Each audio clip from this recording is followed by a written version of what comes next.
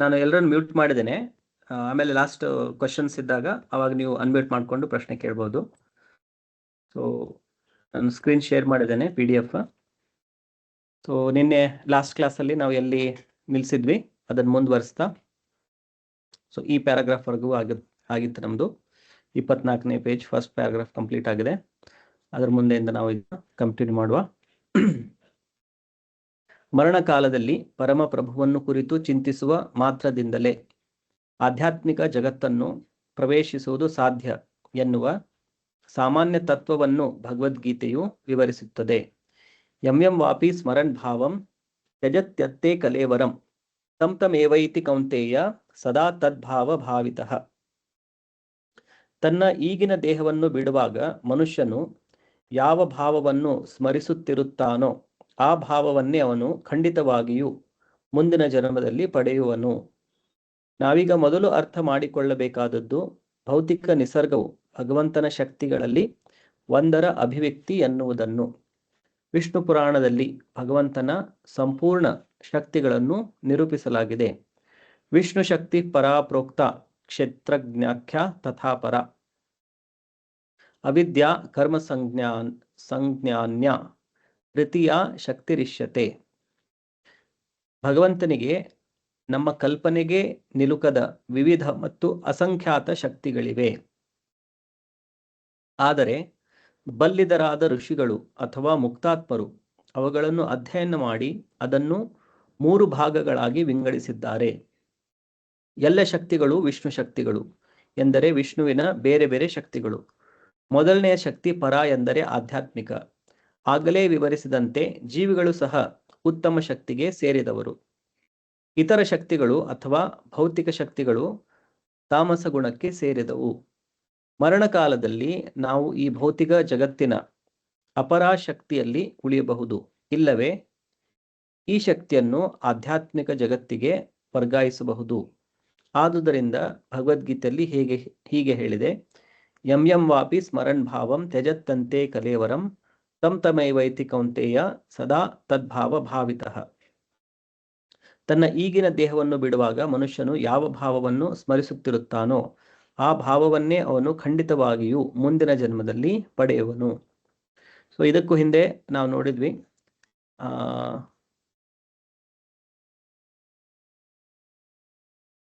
ಅಂತಕಾಲೇ ಚ ಮಾಮೇವ ಸ್ಮರನ್ ಉಕ್ತ್ವಾ ಕಲೇವರಂ ಯ ಪ್ರಯಾತಿ ಸ ಮದ್ಭಾವಂ ಯಾತಿ ನಾಸ್ತ್ಯತ್ರ ಸಂಶಯ. ಸೊ ಸಾವಿನ ಸಮಯದಲ್ಲಿ ಯಾರು ಅಂತಕಾಲೇ ಚ ಮಾಂ ಏವ ಸ್ಮರನ್, ಯಾರು ನನ್ನನ್ನು ಸ್ಮರಣೆ ಮಾಡುತ್ತಾ ಮುಕ್ತ್ವಾ ಕಲೇವರಂ ಈ ದೇಹವನ್ನು ಬಿಡುತ್ತಾರೋ ಯ ಪ್ರಯಾತಿ ಸ ಮದ್ಭಾವಂ ಯಾತಿ, ಸೊ ಅಂತಹ ವ್ಯಕ್ತಿ ನನ್ನ ಭಾವವನ್ನೇ ಅವನು ಪಡೆದುಕೊಳ್ಳುತ್ತಾನೆ. ನಾಸ್ತ್ಯತ್ರ ಸಂಶಯ, ಇದರಲ್ಲಿ ಯಾವುದೇ ಸಂಶಯ ಇಲ್ಲ ಅಂತೇಳಿ ಕೃಷ್ಣ ಭಗವದ್ಗೀತೆಯಲ್ಲಿ ಹೇಳಿದ್ದಾರೆ. ಸೊ ಕೃಷ್ಣನನ್ನು ಸ್ಮರಿಸುತ್ತಾ ನಾವು ನಮ್ಮ ದೇಹ ತ್ಯಾಗವನ್ನು ಮಾಡಿದ್ರೆ ನಾವು ಕೃಷ್ಣನ ಲೋಕಕ್ಕೆ ಹೋಗಿ ಕೃಷ್ಣನ ಶರೀರದ ತರಹನೇ ಸಚ್ಚಿದಾನಂದವಾದಂತಹ ದೇಹವನ್ನು ನಾವು ಪಡೆದುಕೊಳ್ತೇವೆ. ಸೊ ಅದು ಹೇಳಿ ಆದ್ಮೇಲೆ ಕೃಷ್ಣ ನೆಕ್ಸ್ಟ್ ಜನರಲ್ ಸ್ಟೇಟ್ಮೆಂಟ್ ಹೇಳಿದ್ದಾರೆ. ಜನರಲ್ ಸ್ಟೇಟ್ಮೆಂಟ್ ಈಗ ಮುಂದೆ ನಾವು ಉಲ್ಲೇಖ ಮಾಡ್ತಾ ಇರೋದು ಜನರಲ್ ಸ್ಟೇಟ್ಮೆಂಟ್ ಏನಂತಂದ್ರೆ, ಯಾರು ಯಾವ ಭಾವವನ್ನು ಈ ದೇಹವನ್ನು ಬಿಡುವ ಸಮಯದಲ್ಲಿ ಅವರು ಹೊಂದಿರುತ್ತಾರೆ ಅವರು ಅದೇ ತರಹದ ಶರೀರವನ್ನು ಪಡೆದುಕೊಳ್ತಾರೆ ಅಂತೇಳಿ. ತನ್ನ ಈಗಿನ ದೇಹವನ್ನು ಬಿಡುವಾಗ ಮನುಷ್ಯನು ಯಾವ ಭಾವವನ್ನು ಸ್ಮರಿಸುತ್ತಿರುತ್ತಾನೆ ಆ ಭಾವವನ್ನೇ ಅವನು ಖಂಡಿತವಾಗಿಯೂ ಮುಂದಿನ ಜನ್ಮದಲ್ಲಿ ಪಡೆಯುವನು. ಸೊ ಇಲ್ಲಿ ವಿಷ್ಣು ಶಕ್ತಿಯ ಬಗ್ಗೆ ಹೇಳಲಾಗಿದೆ. ವಿಷ್ಣು ಪುರಾಣವನ್ನು ಉಲ್ಲೇಖ ಮಾಡಿ ವಿಷ್ಣು ಶಕ್ತಿ ಪರಾ ಪ್ರೋಕ್ತ ಕ್ಷೇತ್ರಜ್ಞಾಖ್ಯ ತಥಾ ಪರ ಅವಿದ್ಯಾ ಕರ್ಮ ಸಂಜ್ಞಾನ್ಯ ತೃತೀಯ ಶಕ್ತಿ ಇಷ್ಯತೆ. ಸೊ ಇಲ್ಲಿ ಕ್ಷೇತ್ರಜ್ಞ ಅಂತಂದ್ರೆ ಎಲ್ಲಾ ಜೀವಾತ್ಮಗಳು. ಇದು ಈ ಶರೀರನ ಕ್ಷೇತ್ರ ಅಂತೇಳಿ ಹೇಳಲಾಗಿದೆ.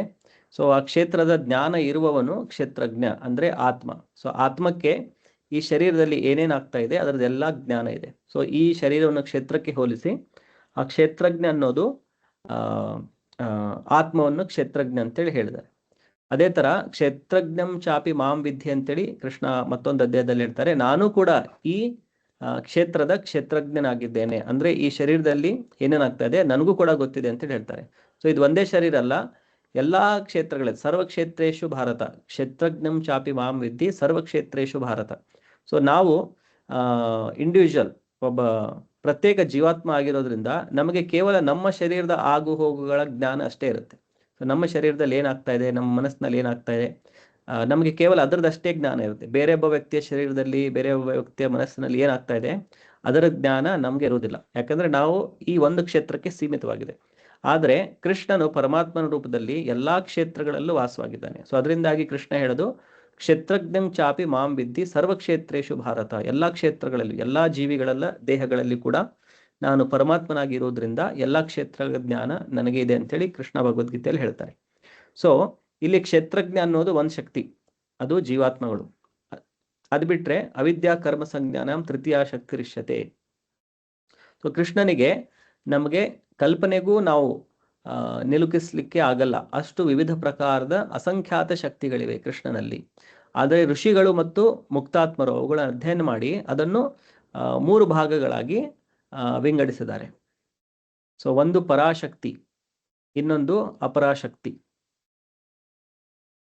ಇನ್ನೊಂದು ಈ ಭೌತಿಕ ಎನರ್ಜಿ, ಅದನ್ನು ಅಪರ ಅಂತೇಳಿ ಹೇಳ್ತಾರೆ. ಪರ ಅಂತಂದ್ರೆ ಸುಪೀರಿಯರ್ ಎನರ್ಜಿ, ಆಧ್ಯಾತ್ಮಿಕ ಶಕ್ತಿ.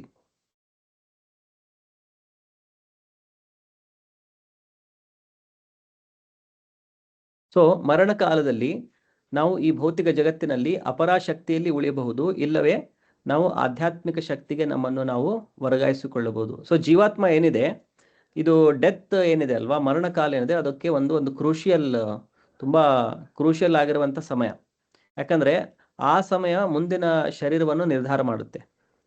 ಸೊ ಆ ಸಾಯೋ ಸಮಯದಲ್ಲಿ ಸ್ಪೆಷಲ್ ಆಗಿ ಮನುಷ್ಯರಿಗೆ, ಬೇರೆ ಜೀವಿಗಳಿಗೆ ಕಂಪೇರ್ ಮಾಡಿದ್ರೆ ಸ್ಪೆಷಲ್ ಆಗಿ ಮನುಷ್ಯರಿಗೆ, ಅವರು ದೇಹ ತ್ಯಾಗ ಮಾಡುವಂಥ ಸಮಯದಲ್ಲಿ ಯಾವ ಪ್ರಕಾರದ ಚೇತನೆಯನ್ನು ಹೊಂದಿರ್ತಾರೆ, ಯಾವ ಪ್ರಕಾರದ ಭಾವವನ್ನು ಹೊಂದಿರ್ತಾರೆ, ಅವರು ಅದೇ ಪ್ರಕಾರದ ಶರೀರಕ್ಕೆ ಅವರನ್ನ ತೆಗೆದುಕೊಂಡು ಹೋಗ್ಲಾಗುತ್ತೆ.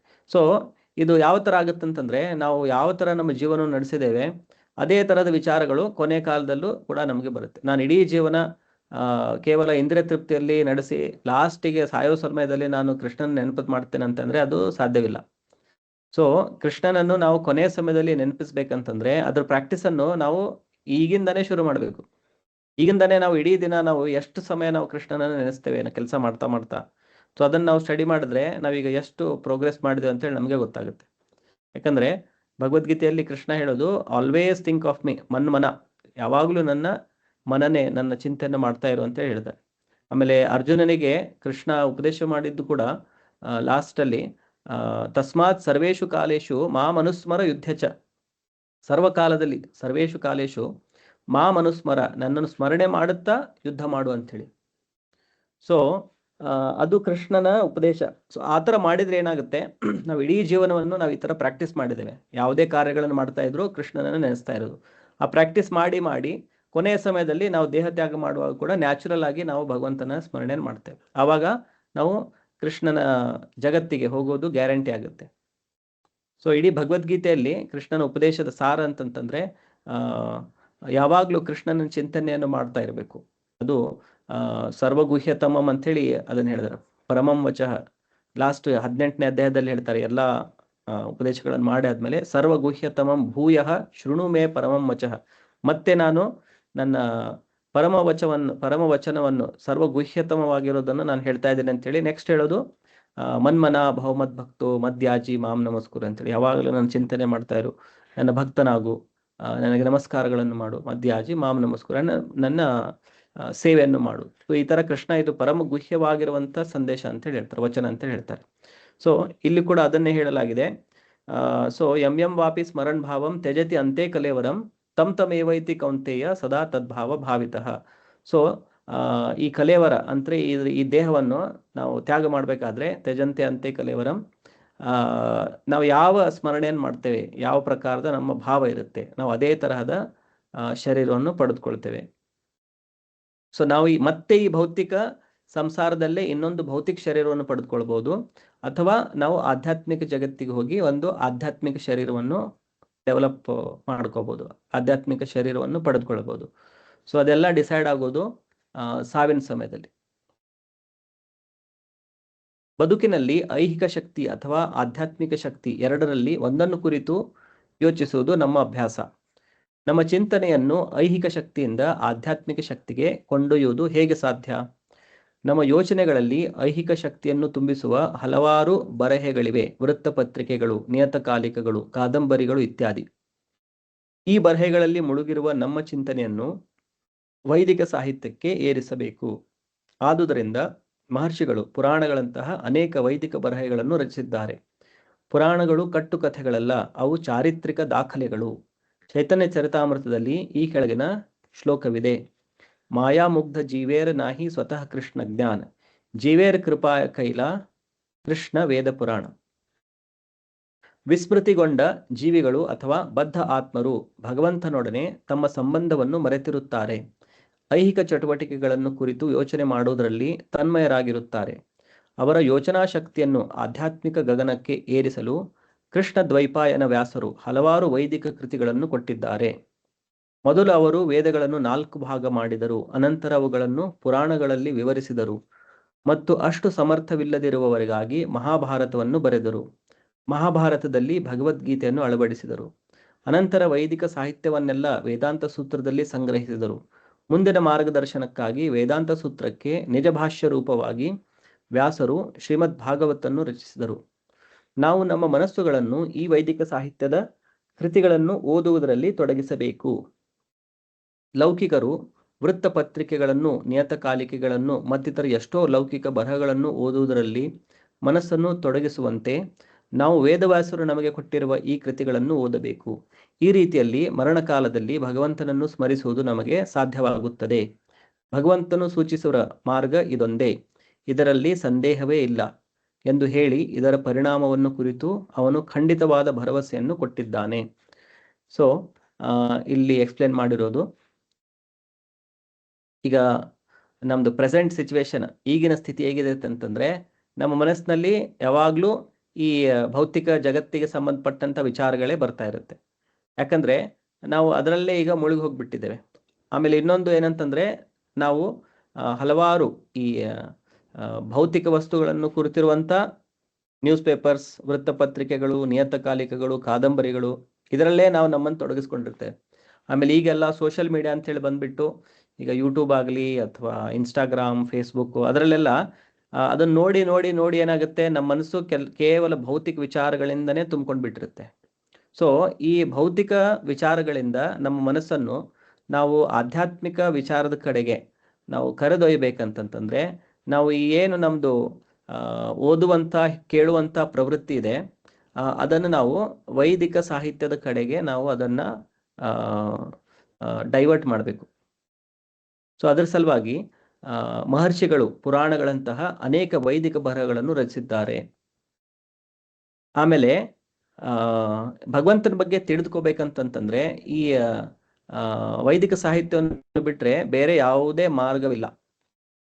ನಾವು ವೇದಗಳನ್ನು ರೆಫರ್ ಮಾಡದೆ, ವೇದಗಳನ್ನು ಓದದೆ ನಾವು ಭಗವಂತನನ್ನು ಅರ್ಥ ಮಾಡಿಕೊಳ್ಳಲಿಕ್ಕೆ ಸಾಧ್ಯವೇ ಇಲ್ಲ. ಇದು ಒಂದೇ ಮಾರ್ಗ. ಸೊ ಮಾಯಾಮುಗ್ಧ ಜೀವೇರ್ ನಾಹಿ ಸ್ವತಃ ಕೃಷ್ಣ ಜ್ಞಾನ್, ನಮ್ಮ ಸ್ವಂತ ಜ್ಞಾನದಿಂದ ನಾವು ಕೃಷ್ಣನನ್ನು ಅರ್ಥ ಮಾಡಿಕೊಳ್ಳಿಕ್ಕೆ ಸಾಧ್ಯವೇ ಇಲ್ಲ. ನಾವು ಭಗವದ್ಗೀತೆ ಓದಿ, ಭಾಗವತ ಪುರಾಣವನ್ನು ಓದಿ, ಬೇರೆ ವೈದಿಕ ಗ್ರಂಥಗಳನ್ನು ಓದಿ, ಅದರಿಂದ ಮಾತ್ರ ನಾವು ಭಗವಂತ ಅಂದ್ರೆ ಯಾರು ಅಂತೇಳಿ ತಿಳ್ಕೊಬಹುದು. ನಾವು ರಿಸರ್ಚ್ ಮಾಡಿ ಅದನ್ನು ಕಂಡುಹಿಡಿಲಿಕ್ಕೆ ಸಾಧ್ಯವಿಲ್ಲ. ಸೊ ವಿಸ್ಮೃತಿಗೊಂಡ ಜೀವಿಗಳು ಅಥವಾ ಬದ್ಧಾತ್ಮರು ಭಗವಂತನೊಡನೆ ತಮ್ಮ ಸಂಬಂಧವನ್ನು ಮರೆತಿರುತ್ತಾರೆ. ಐಹಿಕ ಚಟುವಟಿಕೆಗಳನ್ನು ಕುರಿತು ಯೋಚನೆ ಮಾಡೋದ್ರಲ್ಲಿ ತನ್ಮಯರಾಗಿರುತ್ತಾರೆ. ಸೊ ಅದರಿಂದಾಗಿ ವ್ಯಾಸದೇವರು ಕಲಿಯುಗದ ದ್ವಾಪರದ ಅಂತ್ಯ ಮತ್ತು ಕಲಿಯುಗದ ಪ್ರಾರಂಭದ ಸಮಯದಲ್ಲಿ ಇದೆಲ್ಲ ವೇದಿಕ ಗ್ರಂಥಗಳನ್ನು ಅವರು ಬರೆದಿಟ್ಟಿದ್ದಾರೆ. ಅದಕ್ಕೂ ಮುಂಚೆ ಅದು ಕೇವಲ ಶ್ರುತಿಯಾಗಿ ಅದು ಗುರು ಶಿಷ್ಯರಿಂದ ಒಬ್ಬರಿಂದ ಒಬ್ಬರಿಗೆ ಅದನ್ನು ಹಸ್ತಾಂತರ ಮಾಡಿ ಬರ್ತಿತ್ತು. ಆದರೆ ಕಲಿಯುಗದಲ್ಲಿ ಜನರ ಜ್ಞಾಪಕ ಶಕ್ತಿ ತುಂಬಾ ಕಡಿಮೆ ಇರೋದ್ರಿಂದ ವ್ಯಾಸದೇವರು ಇದನ್ನ ಗ್ರಂಥಗಳ ರೂಪದಲ್ಲಿ ಇದನ್ನು ಬರೆದಿಟ್ಟಿದ್ದಾರೆ. ಸೊ ನಾವು ಕೊನೆಯ ಸಮಯದಲ್ಲಿ, ದೇಹಾಂತದ ಸಮಯದಲ್ಲಿ ಭಗವಂತನನ್ನು ನಾವು ಸ್ಮರಿಸ್ಬೇಕಂತಂದ್ರೆ ಈಗಿಂದನೇ ನಾವು ಏನ್ ಮಾಡಬೇಕು, ಇದೆಲ್ಲ ಶಾಸ್ತ್ರಗಳನ್ನು ಓದುವುದರಲ್ಲಿ ನಮ್ಮನ್ನು ತೊಡಗಿಸ್ಕೊಳ್ಬೇಕು. ಈಗ ಹೇಗೆ ನಾವು ಪ್ರತಿ ಬುಧವಾರ ಮತ್ತು ಭಾನುವಾರ ಈಗ ನಾವು ಭಗವದ್ಗೀತೆ ಕ್ಲಾಸನ್ನು ಅಟೆಂಡ್ ಮಾಡಲಿಕ್ಕೆ ಎಲ್ಲ ಸೇರ್ತಾ ಇದ್ದೇವೆ. ಸೊ ಇದರಿಂದ ಏನಾಗುತ್ತೆ, ನಮ್ಮ ಮನಸ್ಸಿನಲ್ಲಿ ಈ ವಿಚಾರಗಳು ಇಲ್ಲಿ ಕೇಳಿರೋದನ್ನು ನಾವು ಮತ್ತೆ ಮನನ ಮಾಡ್ತಾ ಇದ್ರೆ ಅದನ್ನು ನಾವು ಪ್ರಾಕ್ಟೀಸ್ ಮಾಡಬೇಕು, ಅದನ್ನು ಕಲ್ಟಿವೇಟ್ ಮಾಡಬೇಕು. ಸೊ ಅದನ್ನು ಕಲ್ಟಿವೇಟ್ ಮಾಡಿದ್ರೆ ಆಟೋಮೆಟಿಕ್ ಆಗಿ ನಮ್ಮ ಚೇತನ ಏನಾಗುತ್ತೆ, ಅವಾಗ ಕೃಷ್ಣ ಕಾನ್ಷಿಯಸ್ನೆಸ್, ಸೊ ಕೃಷ್ಣ ಭಾವನೆಯಿಂದ ಅದು ತುಂಬಿಕೊಳ್ಳುತ್ತೆ. ಸೊ ಕೃಷ್ಣ ಭಾವನಾಮೃತ, ಸೊ ಈ ಕೃಷ್ಣ ಭಾವನಾಮೃತವನ್ನು ನಾವು ಬೆಳೆಸ್ಕೊಂಡ್ರೆ ಇದು ಇಡೀ ಜೀವಮಾನದಲ್ಲಿ ನಾವು ಅದನ್ನ ಪ್ರಾಕ್ಟೀಸ್ ಮಾಡಬೇಕು, ಅದರ ಅಭ್ಯಾಸ ಮಾಡಬೇಕು. ಅವಾಗ ಏನಾಗುತ್ತೆ, ಆಟೋಮೆಟಿಕ್ ಆಗಿ ಸಾಯೋ ಸಮಯದಲ್ಲಿ ಕೂಡ ನಾವು ಕೃಷ್ಣನ ಬಗ್ಗೆನೇ ವಿಚಾರ ಮಾಡ್ತೇವೆ. ಆಮೇಲೆ ಇದು ಮಾಡಲಿಕ್ಕೆ ತುಂಬಾ ಸುಲಭವಾಗಿರುವಂಥ ವಿಧಾನ ಅಂತಂದ್ರೆ ಹರೇ ಕೃಷ್ಣ ಮಂತ್ರವನ್ನು ಜಪ ಮಾಡೋದು. ಸೊ ಹರೇ ಕೃಷ್ಣ ಮಂತ್ರ ನಾವು ಯಾವಾಗಲೂ ಜಪ ಮಾಡುವಂಥ ಒಂದು ಪ್ರಾಕ್ಟೀಸನ್ನು ಇಟ್ಕೊಂಡ್ರೆ ಅವಾಗ ಏನಾಗುತ್ತೆ, ಸಂಕಟದ ಸಮಯದಲ್ಲಿ, ಮೃತ್ಯುವಿನ ಸಮಯದಲ್ಲೂ ಕೂಡ ಆಟೋಮೆಟಿಕ್ ಆಗಿ ನಾವು ಕೃಷ್ಣನ ಹೆಸರನ್ನು ತಗೊಳ್ಳುವಂಥ ಚಾನ್ಸಸ್ ತುಂಬಾ ಹೆಚ್ಚಿರುತ್ತೆ. ಸೊ ಅದಕ್ಕಾಗಿ ಯಾವಾಗಲೂ ನಾವು ಈ ಹರೇ ಕೃಷ್ಣ ಮಂತ್ರವನ್ನು ಪಠನೆ ಮಾಡುವಂಥ ಅಭ್ಯಾಸವನ್ನು ಮಾಡ್ಕೋಬೇಕು. ನಿಯಮಿತವಾಗಿ ಪ್ರತಿ ದಿವಸ ಅಟ್ಲೀಸ್ಟ್ 1 ಮಾಲೆ 2 ಮಾಲೆ ಈ ಥರ ಏನೋ ನಮ್ಗೆ ಎಷ್ಟು ಸಾಧ್ಯ ಆಗುತ್ತೆ ಅಷ್ಟು ಮಾಲೆಗಳನ್ನು ಮಾಡ್ತಾ ಇದ್ರದ್ದು ಪ್ರಾಕ್ಟೀಸ್ ಮಾಡಬೇಕು. ನಾವು ಮಾಲೆಯಲ್ಲಿ ಮಾಡೋದನ್ನು ಬಿಟ್ಟು ಕೂಡ ಬೇರೆ ಸಮಯದಲ್ಲಿ ಕೂಡ ನಾವು ಯಾವುದೇ ಕೆಲಸಗಳನ್ನು ಮಾಡ್ತಾ ಇದ್ರು, ಸೊ ನಮ್ಮ ಮನಸ್ಸಿನಲ್ಲಿ ನಾವು ಹೇಳ್ತಾ ಇರ್ಬೋದು, ಅಥವಾ ಜೋರಾಗಿ ಕೂಡ ಹೇಳ್ಬೋದು, ಅಥವಾ ಹಾಡಿನ ರೂಪದಲ್ಲಿ ಕೂಡ ಹೇಳ್ಬೋದು. ಸೊ ಈ ಥರ ನಾವು ಯಾವಾಗಲೂ ಹರೇ ಕೃಷ್ಣ ಮಂತ್ರವನ್ನು ಜಪ ಮಾಡುವುದು, ಅಥವಾ ಹಾಡಿನ ರೂಪದಲ್ಲಿ ಹಾಡೋದು, ಅಥವಾ ಮನಸ್ಸಿನಲ್ಲಿ ಹೇಳ್ಕೋದು, ಇದನ್ನು ನಾವು ಪ್ರಾಕ್ಟೀಸ್ ಮಾಡ್ತಾ ಇರಬೇಕು. ಅದರಿಂದಾಗಿ ನಮಗೆ ಅದು ಹ್ಯಾಬಿಟ್ ಆಗುತ್ತೆ. ಆಮೇಲೆ ಭಗವಂತನ ಮೇಲೆ ನಮ್ಮ ಭಕ್ತಿ ಕೂಡ ಹೆಚ್ಚಾಗುತ್ತೆ. ಯಾಕಂದ್ರೆ ಹರೇ ಕೃಷ್ಣ ಮಂತ್ರ ನಮ್ಮ ಚೇತನೆಯನ್ನು ಶುದ್ಧ ಮಾಡುವಂತ ಕೆಲಸ ಮಾಡುತ್ತೆ. ಸೊ ನಮ್ಮ ಚೇತನೆ ಶುದ್ಧ ಆದಷ್ಟು ಕೃಷ್ಣನ ಪ್ರತಿ ನಮ್ಮ ಆಕರ್ಷಣೆ ಹೆಚ್ಚಾಗ್ತಾ ಹೋಗುತ್ತೆ. ಸೊ ಈಗ ಚೇತನೆ ಕಲುಷಿತವಾಗಿರೋದ್ರಿಂದ ಕೃಷ್ಣನ ಪ್ರತಿ ನಮ್ಮ ಆಕರ್ಷಣೆ ಅಷ್ಟಾಗಿ ಇರಲ್ಲ. ಸೊ ಯಾವಾಗ ಅದು ಚೇತನೆ ಶುದ್ಧವಾಗ್ತಾ ಹೋಗುತ್ತೆ, ಆವಾಗ ನ್ಯಾಚುರಲ್ ಅಟ್ರಾಕ್ಷನ್, ಒಂದು ಸ್ವಾಭಾವಿಕ ಕೃಷ್ಣನ ಪ್ರತಿ ಜೀವಕ್ಕೆ ಆಕರ್ಷಣೆ ಇದೆ. ಸೊ ಆ ಆಕರ್ಷಣೆ ಈಗ ಕಾಮಕ್ರೋಧ ಲೋಭ ಮೋಹ ಮದ ಮಾತ್ಸರ್ಯ ಇದರಿಂದ ಕವರ್ ಆಗ್ಬಿಟ್ಟಿದೆ. ಆ ಕವರ್ ಇರೋದ್ರಿಂದ ನಾವು ಕೆಲವೊಂದ್ಸಲ ನೋಡ್ತೇವೆ, ಇದು ಮ್ಯಾಗ್ನೆಟ್ ಇರುತ್ತಲ್ವಾ, ಚುಂಬಕ ಅಂತ ಹೇಳಿ ಹೇಳ್ತೇವಲ್ವ, ಚುಂಬಕ. ಸೊ ಅದು ಚುಂಬಕದ ಬೇರೆ ಚಿಕ್ಕ ಚಿಕ್ಕ ಪೀಸಸ್ ಇದ್ರೆ ಅದು ಒಂದಕ್ಕೊಂದು ಅಟ್ರಾಕ್ಟ್ ಆಗುತ್ತೆ, ಅಥವಾ ಕಬ್ಬಣ ಇದ್ರೆ ಅದು ಅಟ್ರಾಕ್ಟ್ ಆಗುತ್ತೆ. ಬಟ್ ಅದ್ರ ಮೇಲೆ ತುಂಬಾ ಮಣ್ಣೇನಾದ್ರೂ ತುಂಬ್ಕೊಂಡ್ಬಿಟ್ರೆ, ಅಥವಾ ಏನೋ ಒಂದು ದಪ್ಪ ಒಂದೇನಾದ್ರೂ ಅದ್ರ ಮೇಲೆ ಕಂಟ್ಯಾಮಿನೇಷನ್ ಇದ್ರೆ, ಅವಾಗ ಅದ್ರ ನ್ಯಾಚುರಲ್ ಆಗಿ ಅದು ಒಂದಕ್ಕೊಂದು ಅಟ್ರಾಕ್ಟ್ ಆಗುವಂತ ಅದರಲ್ಲಿ ಗುಣ ಇದೆ. ಬಟ್ ಅದ್ರ ಮೇಲೆ ತುಂಬಾ ಕೊಳೆ ಕೂತ್ಕೊಂಡಿರೋದ್ರಿಂದ ಅದು ಆ ಫೋರ್ಸ್ ಎಕ್ಸ್ಪೀರಿಯನ್ಸ್ ಆಗ್ಲಿಕ್ಕಿಲ್ಲ. ಆ ಫೋರ್ಸ್, ಚುಂಬಕದ ಏನ್ ಫೋರ್ಸ್ ಇರುತ್ತೆ, ಆಕ್ಚುಲಿ ಕೃಷ್ಣ ಮತ್ತು ಭಗವಂತನ ಮಧ್ಯೆ ಆ ಚುಂಬಕ 2 ಹಿಡಿದ್ರೆ ನಮ್ಗೆ ಹೇಗೆ ನೀವು ಎಕ್ಸ್ಪೀರಿಯನ್ಸ್ ಇರ್ಬೋದು, 2 ಚುಂಬಕ ನೀವು ಅಥವಾ ಒಂದ್ ಕಡೆ ಕಬ್ಬಿಣ ಮತ್ತು ಒಂದು ಚುಂಬಕ ಹಿಡಿದ್ರೆ ಅದು ಹೇಗೆ ಒಂದಕ್ಕೊಂದು ಎಳ್ಕೊಳ್ಳುತ್ತೆ. ನಮ್ ಕೈ ಹಿಡಿದ್ರು ಕೂಡ ಕೈನೇ ಜಗ್ತಾ ಇರುತ್ತದು. ಸೊ ಆ ತರ ಅಟ್ರಾಕ್ಷನ್ ಬಿಟ್ವೀನ್ ಜೀವ ಅಂಡ್ ಕೃಷ್ಣ, ಜೀವ ಮತ್ತು ಕೃಷ್ಣನ ಮಧ್ಯೆ ಆ ತರ ಅಟ್ರಾಕ್ಷನ್ ಇದೆ. ಆದ್ರೆ ಈಗ ನಮ್ಮ ಮನಸ್ಸು, ನಮ್ಮ ಚೇತನೆ ಕಲ್ಮಶಗಳಿಂದ ಕೂಡಿರೋದ್ರಿಂದ ನಮಗೆ ಕೃಷ್ಣನ ಪ್ರತಿ ಆ ಅಟ್ರಾಕ್ಷನ್ ಫೀಲ್ ಆಗಲ್ಲ. ಸೊ ಯಾವಾಗ ನಾವು ಹರೇ ಕೃಷ್ಣ ಮಂತ್ರವನ್ನು ಜಪ ಮಾಡ್ಲಿಕ್ಕೆ ಶುರು ಮಾಡ್ತೇವೆ, ಆವಾಗ ಅದ್ರದ್ದೆಲ್ಲ ಕೊಳೆ ಅದ್ರದ್ದು ಕ್ಲೀನ್ ಆಗ್ಲಿಕ್ಕೆ ಶುರು ಆಗುತ್ತೆ. ಆಮೇಲೆ ಕೃಷ್ಣನ ಬಗ್ಗೆ ಕೇಳೋದು, ಭಗವದ್ಗೀತೆ ಭಾಗವತಂ, ಅದರಿಂದ ಕೃಷ್ಣನ ಬಗ್ಗೆ ಹೆಚ್ಚಾಗಿ ತಿಳಿದುಕೊಳ್ಳೋದು, ಜಪ ಮಾಡೋದು, ಕೃಷ್ಣನ ವಿಗ್ರಹದ ಸೇವೆ ಮಾಡೋದು, ಇದೆಲ್ಲ ಮಾಡೋದ್ರಿಂದ ಏನಾಗುತ್ತೆ, ನಮ್ಮ ಮನಸ್ಸು ಆ ಕಲ್ಮಶದಿಂದ ಶುದ್ಧವಾಗಿ ಆವಾಗ ಆ ನ್ಯಾಚುರಲ್ ಅಟ್ರಾಕ್ಷನ್ ಏನಿದೆ ಭಗವಂತನ ಪ್ರತಿ ಅದು ನಮ್ಮಲ್ಲಿ ವಾಪಸ್ ಜಾಗೃತ ಆಗುತ್ತೆ. ಸೊ ನೆಕ್ಸ್ಟ್ ಇಲ್ಲಿ ತಸ್ಮಾತ್ ಸರ್ವೇಷು ಕಾಲೇಶು ಮಾಂ ಅನುಸ್ಮರ ಯುದ್ಧಚ ಮಯ್ಯರ್ಪಿತ ಮನೋಬುದ್ಧಿರ್ ಮಾಮೇ ವೈಶ್ಯಸಿ ಅಸಂಶಯ. ಅರ್ಜುನ, ಆದುದರಿಂದ ನೀನು ಯಾವಾಗಲೂ ನನ್ನ ಕೃಷ್ಣ ರೂಪವನ್ನು ನೆನೆಯಬೇಕು. ಅದೇ ಕಾಲದಲ್ಲಿ ಯುದ್ಧ ಮಾಡುವ ನಿನ್ನ ನಿಯತ ಕರ್ತವ್ಯವನ್ನು ಮುಂದುವರಿಸಬೇಕು. ನಿನ್ನ ಕರ್ಮಗಳನ್ನು ನನಗೆ ಸಮರ್ಪಿಸಿ ನಿನ್ನ ಮನಸ್ಸು ಮತ್ತು ಬುದ್ಧಿಗಳನ್ನು ನನ್ನಲ್ಲಿ ಸ್ಥಿರಗೊಳಿಸಿದ್ದರೆ ನಿಸ್ಸಂಶಯವಾಗಿಯೂ ನನ್ನನ್ನು ಹೊಂದುವೆ. ಸೊ ಇದು ಕೃಷ್ಣನಿಗೆ, ಅರ್ಜುನನಿಗೆ ಕೃಷ್ಣ ಕೊಟ್ಟಿರುವಂತಹ ನಿರ್ದೇಶ. ಅರ್ಜುನ ಆಕ್ಚುಲಿ ನಾನೆಲ್ಲ ಬಿಟ್ಬಿಟ್ಟು ಕಾಡಿಗೆ ಹೋಗಿ ಭಿಕ್ಷೆ ಬೇಡ್ಕೊಂಡು ನನ್ನ ಜೀವನ ನಡೆಸ್ತೇನೆ, ಆ ಥರ ಭಗವದ್ಗೀತೆಯ ಪ್ರಾರಂಭದಲ್ಲಿ ಅರ್ಜುನನ ಮನಸ್ಥಿತಿ ಆ ಥರ ಇರುತ್ತೆ. ಆದರೆ ಅರ್ಜುನ ಹೇಳ್ತಾ ಇರೋದು, ನೀನು ನಿನ್ನ ಏನು ನಿಯತ ಕರ್ತವ್ಯಗಳಿದೆ ಅದನ್ನು ನೀನು ಮುಂದುವರಿಸ್ಕೊಂಡು, ಆದರೆ ಸದಾ ಕಾಲದಲ್ಲಿ ನನ್ನ ಸ್ಮರಣೆಯನ್ನು ಮಾಡ್ತಾ ಇರಬೇಕು. ನಿನ್ನ ನಿಯತ ಕರ್ತವ್ಯಗಳನ್ನು ನೀನು ಬಿಟ್ಟು ಬಿಡುವಂಥ ಅವಶ್ಯಕತೆ ಇಲ್ಲ. ಆದರೆ ಅದನ್ನು ಮಾಡ್ತಾ ಮಾಡ್ತಾ ನೀನು ನನ್ನ ಸ್ಮರಣೆಯನ್ನು ಯಾವಾಗಲೂ ಮಾಡ್ತಾ ಇರಬೇಕು. ಕೃಷ್ಣನ ರೂಪದಲ್ಲಿ ನನ್ನ ಹೇಗಿದ್ದೇನೆ ಅದೇ ರೂಪದಲ್ಲಿ ನೀನು ನನ್ನ ಸ್ಮರಣೆಯನ್ನು ಮಾಡಬೇಕು. ಆಮೇಲೆ ನಿನ್ನ ಕರ್ಮಗಳನ್ನು ನನಗೆ ಸಮರ್ಪಿಸಿ ನಿನ್ನ ಮನಸ್ಸು ಮತ್ತು ಬುದ್ಧಿಗಳನ್ನು ನನ್ನಲ್ಲಿ ಸ್ಥಿರಗೊಳಿಸಿದ್ದರೆ ನಿಸ್ಸಂಶಯವಾಗಿಯೂ ನನ್ನನ್ನು ಹೊಂದುವೆ. ನನ್ನನ್ನು ಸ್ಮರಿಸಬೇಕು. ನಿನ್ನ ಅರ್ಜುನನ ಸಹಜ ಧರ್ಮವನ್ನು ಬಿಟ್ಟು ಬಿಡಬೇಕು ಎಂದೇನೂ ಕೃಷ್ಣನು ಅರ್ಜುನನಿಗೆ ಉಪದೇಶ ಮಾಡುವುದಿಲ್ಲ, ಇಲ್ಲವೇ ಇಲ್ಲ. ಕಾರ್ಯಸಾಧ್ಯವಲ್ಲದಿರುವುದನ್ನು ಭಗವಂತನು ಸೂಚಿಸುವುದೇ ಇಲ್ಲ. ಈ ಐಹಿಕ ಜಗತ್ತಿನಲ್ಲಿ ದೇಹ ಪಾಲನೆಗಾಗಿ ಮನುಷ್ಯ ಕೆಲಸ ಮಾಡಲೇಬೇಕು. ಮಾಡುವ ಕೆಲಸಕ್ಕೆ ಅನುಗುಣವಾಗಿ ಮಾನವ ಸಮಾಜವನ್ನು 4 ವರ್ಗಗಳಾಗಿ ವಿಭಾಗಿಸಿದೆ. ಬ್ರಾಹ್ಮಣ, ಕ್ಷತ್ರಿಯ, ವೈಶ್ಯ ಮತ್ತು ಶೂದ್ರ. ಬ್ರಾಹ್ಮಣ ವರ್ಗವು ಎಂದರೆ ಬುದ್ಧಿವರ್ಗವು ಒಂದು ರೀತಿಯಲ್ಲಿ ಕೆಲಸ ಮಾಡುತ್ತದೆ. ಕ್ಷತ್ರಿಯ ವರ್ಗವು ಎಂದರೆ ಆಡಳಿತ ವರ್ಗವು ಮತ್ತೊಂದು ರೀತಿಯಲ್ಲಿ ಕೆಲಸ ಮಾಡುತ್ತದೆ. ವ್ಯಾಪಾರಿಗಳು ಮತ್ತು ಕಾರ್ಮಿಕರು ಎಲ್ಲರೂ ತಮ್ಮ ತಮ್ಮ ನಿರ್ದಿಷ್ಟ ಕರ್ತವ್ಯಗಳಲ್ಲಿ ತೊಡಗಿರುತ್ತಾರೆ. ಮನುಷ್ಯ ಸಮಾಜದಲ್ಲಿ ಒಬ್ಬಾತ ಕಾರ್ಮಿಕನಾಗಿರಬಹುದು, ವ್ಯಾಪಾರಿಯಾಗಿರಬಹುದು, ಆಡಳಿತಗಾರನಾಗಿರಬಹುದು, ರೈತನಾಗಿರಬಹುದು, ಇಲ್ಲವೇ ಅತ್ಯುಚ್ಚ ವರ್ಗಕ್ಕೆ ಸೇರಿ ಸಾಹಿತ್ಯವೇ ಆಗಿರಬಹುದು, ವಿಜ್ಞಾನಿಯಾಗಿರಬಹುದು, ಶಾಸ್ತ್ರಜ್ಞನಾಗಿರಬಹುದು. ಆದರೆ ತನ್ನ ಜೀವನ ನಿರ್ವಹಣೆಗಾಗಿ ಆತನು ಕೆಲಸ ಮಾಡಲೇಬೇಕು. ಆದುದರಿಂದ ಅರ್ಜುನನಿಗೆ ಅವನು ತನ್ನ ಸಹಜ ಧರ್ಮವನ್ನು ಬಿಡಬೇಕಾಗಿಲ್ಲ ಎಂದು ಭಗವಂತನು ಹೇಳುತ್ತಾನೆ. ಆದರೆ ತನ್ನ ಧರ್ಮದಲ್ಲಿ ಉದ್ಯುಕ್ತನಾಗಿರುವಾಗ ಅವನು ಕೃಷ್ಣನನ್ನು ಸ್ಮರಿಸುತ್ತಿರಬೇಕು. ಮಾಂ ಅನುಸ್ಮರ. ಆತನು ಜೀವನ ನಿರ್ವಹಣೆಗಾಗಿ ಶ್ರಮಿಸುತ್ತಿರುವಾಗ ಕೃಷ್ಣ ಸ್ಮರಣೆಯನ್ನು ಅಭ್ಯಾಸ ಮಾಡದಿದ್ದರೆ ಮರಣಕಾಲದಲ್ಲಿ ಕೃಷ್ಣನನ್ನು ಸ್ಮರಿಸುವುದು ಅವನಿಗೆ ಸಾಧ್ಯವಾಗುವುದಿಲ್ಲ. ಚೈತನ್ಯ ಮಹಾಪ್ರಭುಗಳು ಇದೇ ಉಪದೇಶ ಮಾಡುತ್ತಾರೆ. ಅವರು ಕೀರ್ತನೀಯ ಸದಾಹರಿ ಎಂದರೆ ಮನುಷ್ಯನು ಸದಾ ಭಗವಂತನ ನಾಮ ಸಂಕೀರ್ತನೆಯನ್ನು ಅಭ್ಯಾಸ ಮಾಡುತ್ತಿರಬೇಕು ಎಂದು ಹೇಳಿದ್ದಾರೆ. ಭಗವಂತನ ಹೆಸರುಗಳು ಅಭಿನ್ನ.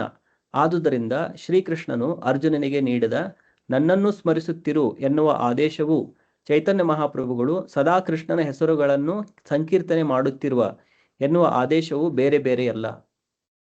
ಕೃಷ್ಣನ ನಾಮವು ಕೃಷ್ಣನು ಬೇರೆಯಲ್ಲವಾದ್ದರಿಂದ ಈ ಆದೇಶಗಳು ಬೇರೆಯಲ್ಲ. ಪರಿಪೂರ್ಣ ನೆಲೆಯಲ್ಲಿ ಉಲ್ಲೇಖ ಮತ್ತು ಉಲ್ಲೇಖಿತಗಳಲ್ಲಿ ವ್ಯತ್ಯಾಸವಿಲ್ಲ.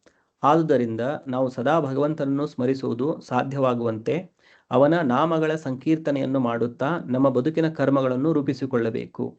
ಭಗವಂತನನ್ನು ದಿನದಲ್ಲಿ 24 ಗಂಟೆಗಳ ಕಾಲವೂ ಸ್ಮರಿಸುವುದನ್ನು ಅಭ್ಯಾಸ ಮಾಡಬೇಕು. ಸೊ ಭಗವದ್ಗೀತೆಯಲ್ಲಿ ಇದು ಕೊಟ್ಟಿರುವಂಥ ಪ್ರಾಕ್ಟಿಕಲ್ ನಿರ್ದೇಶ ಅಥವಾ ಪ್ರಾಕ್ಟಿಕಲ್ ಗೈಡ್ಲೈನ್ಸ್. ಸೊ ನಾವು ಆ್ಯಕ್ಚುಲಿ ಏನು ಮಾಡಬೇಕು ನಮ್ಮ ಜೀವನದಲ್ಲಿ, ಭಗವದ್ಗೀತೆಯನ್ನು ಓದಿದ ನಂತರ ನಮ್ಮ ಜೀವನದಲ್ಲಿ ಅಳವಡಿಸಬೇಕಾಗಿರುವಂಥದ್ದು ಏನಂತಂತಂದರೆ, ಯಾವಾಗಲೂ ನಾವು ಕೃಷ್ಣನನ್ನು ಸ್ಮರಣೆ ಮಾಡುವುದನ್ನು ಅಭ್ಯಾಸ ಮಾಡಬೇಕು. ಸೊ ನಾವು ಯಾವುದೇ ಒಂದು ವೃತ್ತಿಯಲ್ಲಿ ತೊಡಗಿಕೊಂಡಿರ್ಬೋದು. ನಾವು ಮನೆ ನೋಡ್ಕೊಳ್ತಾ ಇದ್ದೇವೆ, ಅಡುಗೆ ಮಾಡ್ತಾ ಇದ್ದೇವೆ, ಅಥವಾ ಆಫೀಸಲ್ಲಿ ಕೆಲಸ ಮಾಡ್ತೇವೆ, ಅಥವಾ ಏನೋ ವ್ಯಾಪಾರ ಮಾಡ್ತಾ ಇದ್ದೇವೆ. ಸೊ ಯಾವುದೇ ತರಹದ ನಾವು ಕಾರ್ಯಗಳಲ್ಲಿ ತೊಡಗಿಕೊಂಡಿದ್ರು ನಮ್ಮ ಕಾರ್ಯ ನಾವು ಏನು ಮಾಡ್ತಾ ಇದ್ದೇವೆ ಅದರ ಸಿದ್ಧಿ ಅದು ಪರ್ಫೆಕ್ಟ್ ಆಗಿ ಆಯಿತು ಅನ್ಲಿಕ್ಕೆ ಒಂದು ಮಾನದಂಡ ಏನಂತಂತಂದ್ರೆ, ಆ ಕಾರ್ಯವನ್ನು ಮಾಡುವಾಗ ನಾನು ಎಷ್ಟು ಕೃಷ್ಣನನ್ನು ಸ್ಮರಿಸ್ತಾ ಇದ್ದೆ. ಸೊ ಅದು ನಮ್ಮ ಕಾರ್ಯ ಸಿದ್ಧಿಯ ಮಾನದಂಡವಾಗಿರುತ್ತೆ. ನಾವು ಮಾಡ್ತಾ ಇರುವ ಕಾರ್ಯ ಅದು ಒಂದು ಪರ್ಫೆಕ್ಟ್ ಆಗಿ ಆಯ್ತು ಅಂತಂತಂದ್ರೆ ಆ ಕಾರ್ಯ ಮಾಡಬೇಕಾದ್ರೆ ನಾವು ಕೃಷ್ಣನನ್ನು ಸ್ಮರಿಸ್ತಾ ಇದ್ದೇವಾ. ಸೊ ಅದು ನಾವು ಸ್ಮರಿಸ್ತಾ ಇದ್ದೇವೆ ಅಂತಂದ್ರೆ ಆ ಕಾರ್ಯ ಒಂದು ಪರ್ಫೆಕ್ಟ್ ಆಗಿ ಆಯ್ತು. ಅದಿಲ್ಲದೆ ಇತ್ತಂತಂದ್ರೆ ನಾವು ನಮ್ಮ ಮನಸ್ಸು ಏನೋ ಒಂದು ವಿಚಾರದಲ್ಲಿ ಇರುತ್ತೆ, ಆವಾಗ ನಾವು ಗುಣಗಳ ಪ್ರಭಾವದಲ್ಲಿ ಇರ್ತೇವೆ. ಸೊ ಇದು ಪ್ರಾಕ್ಟಿಕಲ್ ಅಡ್ವೈಸ್. ನಾವು ಯಾವುದೇ ಒಂದು ಸ್ಥಾನದಲ್ಲಿ ಇದ್ರೂ ಕೂಡ ಸದಾ ನಾವು ಕೃಷ್ಣನ ಸ್ಮರಣೆಯನ್ನು ಮಾಡ್ತಾ ಇರಬೇಕು. ಸೊ ಆ ಕೃಷ್ಣನನ್ನು ಸ್ಮರಣೆ ಮಾಡೋದು ಕೃಷ್ಣ ಉಪದೇಶ ಹೇಳಿರೋದು ಮನುಸ್ಮರ ಯುದ್ಧಚ ಅಂತೇಳಿ. ಅದೇ ಉಪದೇಶವನ್ನು ಚೈತನ್ಯ ಮಹಾಪ್ರಭುಗಳು ಕೀರ್ತನೆಯ ಸದಾಹರಿ ಅಂತೇಳಿ ಹೇಳಿದ್ದಾರೆ. ಅಂದ್ರೆ ಯಾವಾಗಲೂ ಹರಿಯ ಕೀರ್ತನೆ ಅಥವಾ ಕೃಷ್ಣನ ಕೀರ್ತನೆಯನ್ನು ಮಾಡ್ತಾ ಇರ್ಬೇಕು. ಯಾಕಂದ್ರೆ ಇದು ಸುಲಭವಾದ ವಿಧಾನ. ಯಾಕಂದ್ರೆ ಮನಸ್ಸು ತುಂಬಾ ಚಂಚಲವಾಗಿರುತ್ತೆ. ಅರ್ಜುನ ಭಗವದ್ಗೀತೆಯಲ್ಲಿ ಹೇಳ್ತಾರೆ, ಚಂಚಲಂ ಹಿ ಮನ ಕೃಷ್ಣ ಪ್ರಮಾಥಿ ಬಲವದ್ ದೃಢಂ.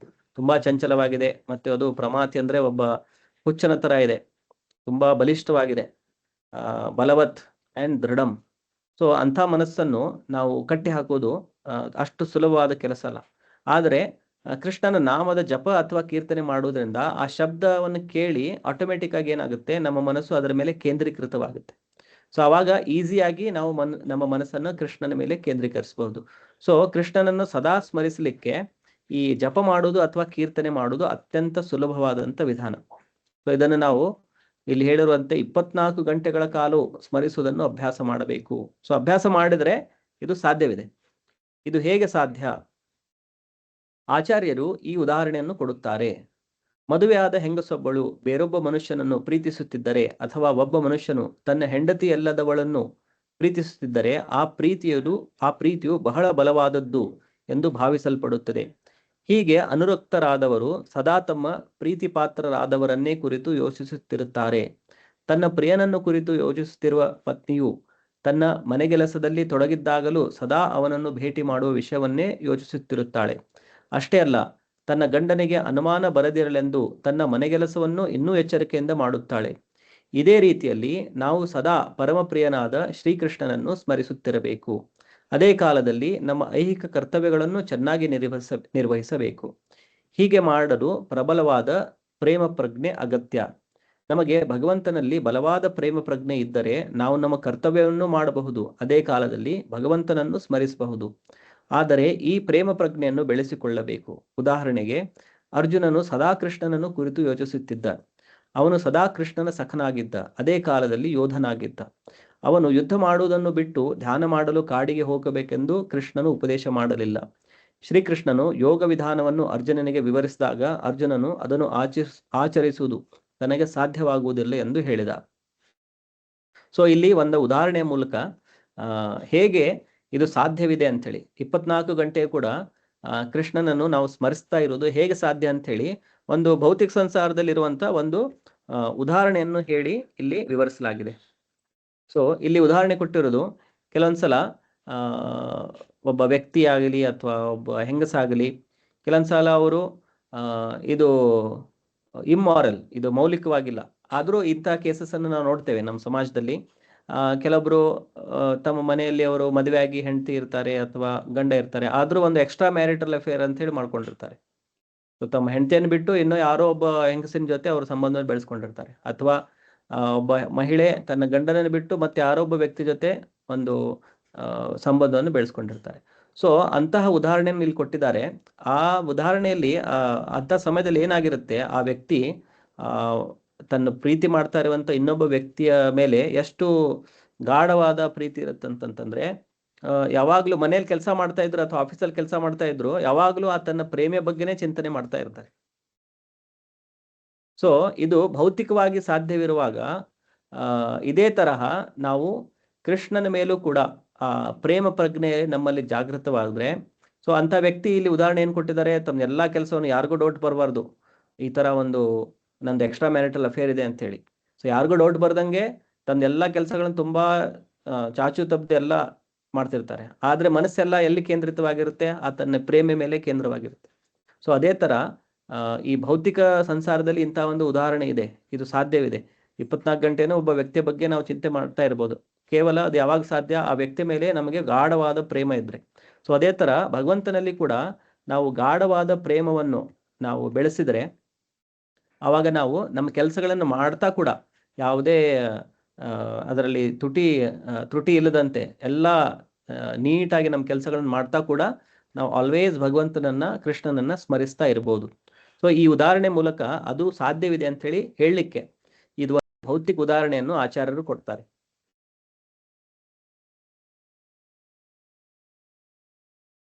ಶ್ರೀಕೃಷ್ಣನು ಯೋಗ ವಿಧಾನವನ್ನು ಅರ್ಜುನನಿಗೆ ವಿವರಿಸಿದಾಗ ಅರ್ಜುನನು ಅದನ್ನು ಆಚರಿಸುವುದು ತನಗೆ ಸಾಧ್ಯವಾಗುವುದಿಲ್ಲ ಎಂದು ಹೇಳಿದ. ಅರ್ಜುನ ಉವಾಚ, ಯೋಯಂ ಯೋಗಸ್ತ್ವಯಾ ಪ್ರೋಕ್ತಃ ಸಾಮ್ಯೇನ ಮಧುಸೂದನ ಏತಸ್ಯಾಹಂ ನ ಪಶ್ಯಾಮಿ ಚಂಚಲತ್ವಾತ್ ಸ್ಥಿತಿಂ ಸ್ಥಿರಾಂ. ಅರ್ಜುನನು ಹೀಗೆ ಹೇಳಿದನು, ಓ ಮಧುಸೂದನ, ನೀನು ಈಗ ಹೇಳಿದ ಯೋಗ ಪದ್ಧತಿಯು ಕಾರ್ಯಸಾಧ್ಯವಲ್ಲ ಮತ್ತು ಸಹಿಸಲು ಅಸಾಧ್ಯವಾದದ್ದು ಎಂದು ನನಗೆ ತೋರುತ್ತದೆ. ಏಕೆಂದರೆ ಮನಸ್ಸು ಅಶಾಂತವಾಗಿರುತ್ತದೆ ಮತ್ತು ಚಂಚಲವಾಗಿರುತ್ತದೆ. ಆದರೆ ಅದಕ್ಕೆ ಕೃಷ್ಣ ಏನು ಉತ್ತರ ಕೊಡೋದು? ಆದರೆ ಭಗವಂತನು ಹೇಳುತ್ತಾನೆ, ಯೋಗಿನಾಮಪಿ ಸರ್ವೇಷಾಂ ಮದ್ಗತೇನ ಅಂತರಾತ್ಮನ ಶ್ರದ್ಧಾವಾನ್ ಭಜತೆಯೋ ಮಾಂ ಸಮೇ ಯುಕ್ತತಮೋ ಮತಃ. ಎಲ್ಲ ಯೋಗಿಗಳಲ್ಲಿ ಸದಾ ಯಾರು ನನ್ನಲ್ಲೇ ಸ್ಥಿರವಾಗಿದ್ದು ತನ್ನಲ್ಲೇ ನನ್ನನ್ನು ಕುರಿತು ಚಿಂತಿಸುತ್ತಾ ನನಗೆ ಆಧ್ಯಾತ್ಮಿಕ ಪ್ರೇಮಪೂರ್ವಕ ಸೇವೆಯನ್ನು ಬಹುಶ್ರದ್ಧೆಯಿಂದ ಸಲ್ಲಿಸುತ್ತಾನೋ ಆತನೇ ಯೋಗದಲ್ಲಿ ನನ್ನೊಡನೆ ಅತ್ಯಂತ ನಿಕಟವಾಗಿ ಒಂದಾಗಿರುವವನು ಮತ್ತು ಆತನೇ ಎಲ್ಲರಿಗಿಂತಲೂ ಶ್ರೇಷ್ಠನು. ಇದೇ ನನ್ನ ಅಭಿಪ್ರಾಯ. ಆದುದರಿಂದ ಯಾರು ಸದಾ ಭಗವಂತನನ್ನೇ ಕುರಿತು ಚಿಂತಿಸುವರೋ ಅವನೇ ಅತ್ಯಂತ ಶ್ರೇಷ್ಠ ಯೋಗಿ, ಪರಮಜ್ಞಾನಿ ಮತ್ತು ಅತ್ಯಂತ ಶ್ರೇಷ್ಠ ಭಕ್ತ. ಭಗವಂತನು ಅರ್ಜುನನಿಗೆ, ನೀನು ಕ್ಷತ್ರಿಯನಾದದ್ದರಿಂದ ಯುದ್ಧ ಮಾಡುವುದನ್ನು ಬಿಡುವಂತಿಲ್ಲ. ಆದರೆ ನನ್ನನ್ನು ಸ್ಮರಿಸುತ್ತಾ ನೀನು ಯುದ್ಧ ಮಾಡಿದರೆ ನಿನ್ನ ಮರಣಕಾಲದಲ್ಲಿ ನನ್ನನ್ನು ಸ್ಮರಿಸುವುದು ಸಾಧ್ಯವಾಗುತ್ತದೆ ಎಂದು ಹೇಳುತ್ತಾನೆ. ಆದರೆ ಮನುಷ್ಯನು ಭಗವಂತನ ಆಧ್ಯಾತ್ಮಿಕ ಪ್ರೇಮಪೂರ್ವಕ ಸೇವೆಯಲ್ಲಿ ತನ್ನನ್ನು ಸಂಪೂರ್ಣವಾಗಿ ಸಮರ್ಪಿಸಿಕೊಳ್ಳಬೇಕು. ಸೊ ಅದೇ ಮಾತನ್ನ ಇಲ್ಲಿ ಮತ್ತೆ ಹೇಳಲಾಗಿದೆ. ಇದನ್ನು ನಾವು ಆಲ್ರೆಡಿ ಡಿಸ್ಕಸ್ ಮಾಡಿದ್ದೇವೆ. ಸೊ ನಾವು ನೆಕ್ಸ್ಟ್ ಪ್ಯಾರಾಗ್ರಾಫಿಗೆ ಹೋಗುವ. ವಾಸ್ತವವಾಗಿ ನಾವು ಕೆಲಸ ಮಾಡುವುದು ನಮ್ಮ ದೇಹದಿಂದಲ್ಲ, ನಮ್ಮ ಮನಸ್ಸು ಮತ್ತು ಬುದ್ಧಿಗಳಿಂದ. ಆದುದರಿಂದ ಬುದ್ಧಿಶಕ್ತಿಯೂ ಮನಸ್ಸು ಸದಾ ಭಗವಂತನ ಚಿಂತೆಯಲ್ಲಿ ತೊಡಗಿದ್ದರೆ ಸಹಜವಾಗಿ ಇಂದ್ರಿಯಗಳು ಅವನ ಸೇವೆಯಲ್ಲಿ ನಿರತವಾಗಿರುತ್ತವೆ. ಕಡೆಯ ಪಕ್ಷ ಮೇಲ್ನೋಟಕ್ಕೆ ಇಂದ್ರಿಯಗಳ ಚಟುವಟಿಕೆಗಳು ಹಿಂದಿನಂತೆ ಇರುತ್ತದೆ, ಆದರೆ ಪ್ರಜ್ಞೆಯು ಬದಲಾಗುತ್ತದೆ.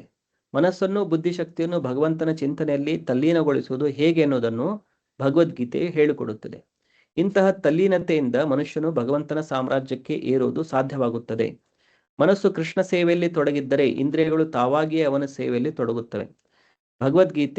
ಭಗವದ್ಗೀತೆಯ ಕಲೆಯೂ ರಹಸ್ಯವೂ ಇದೆ, ಕೃಷ್ಣ ಚಿಂತನೆಯಲ್ಲಿ ಸಂಪೂರ್ಣ ತಲ್ಲೀನತೆ.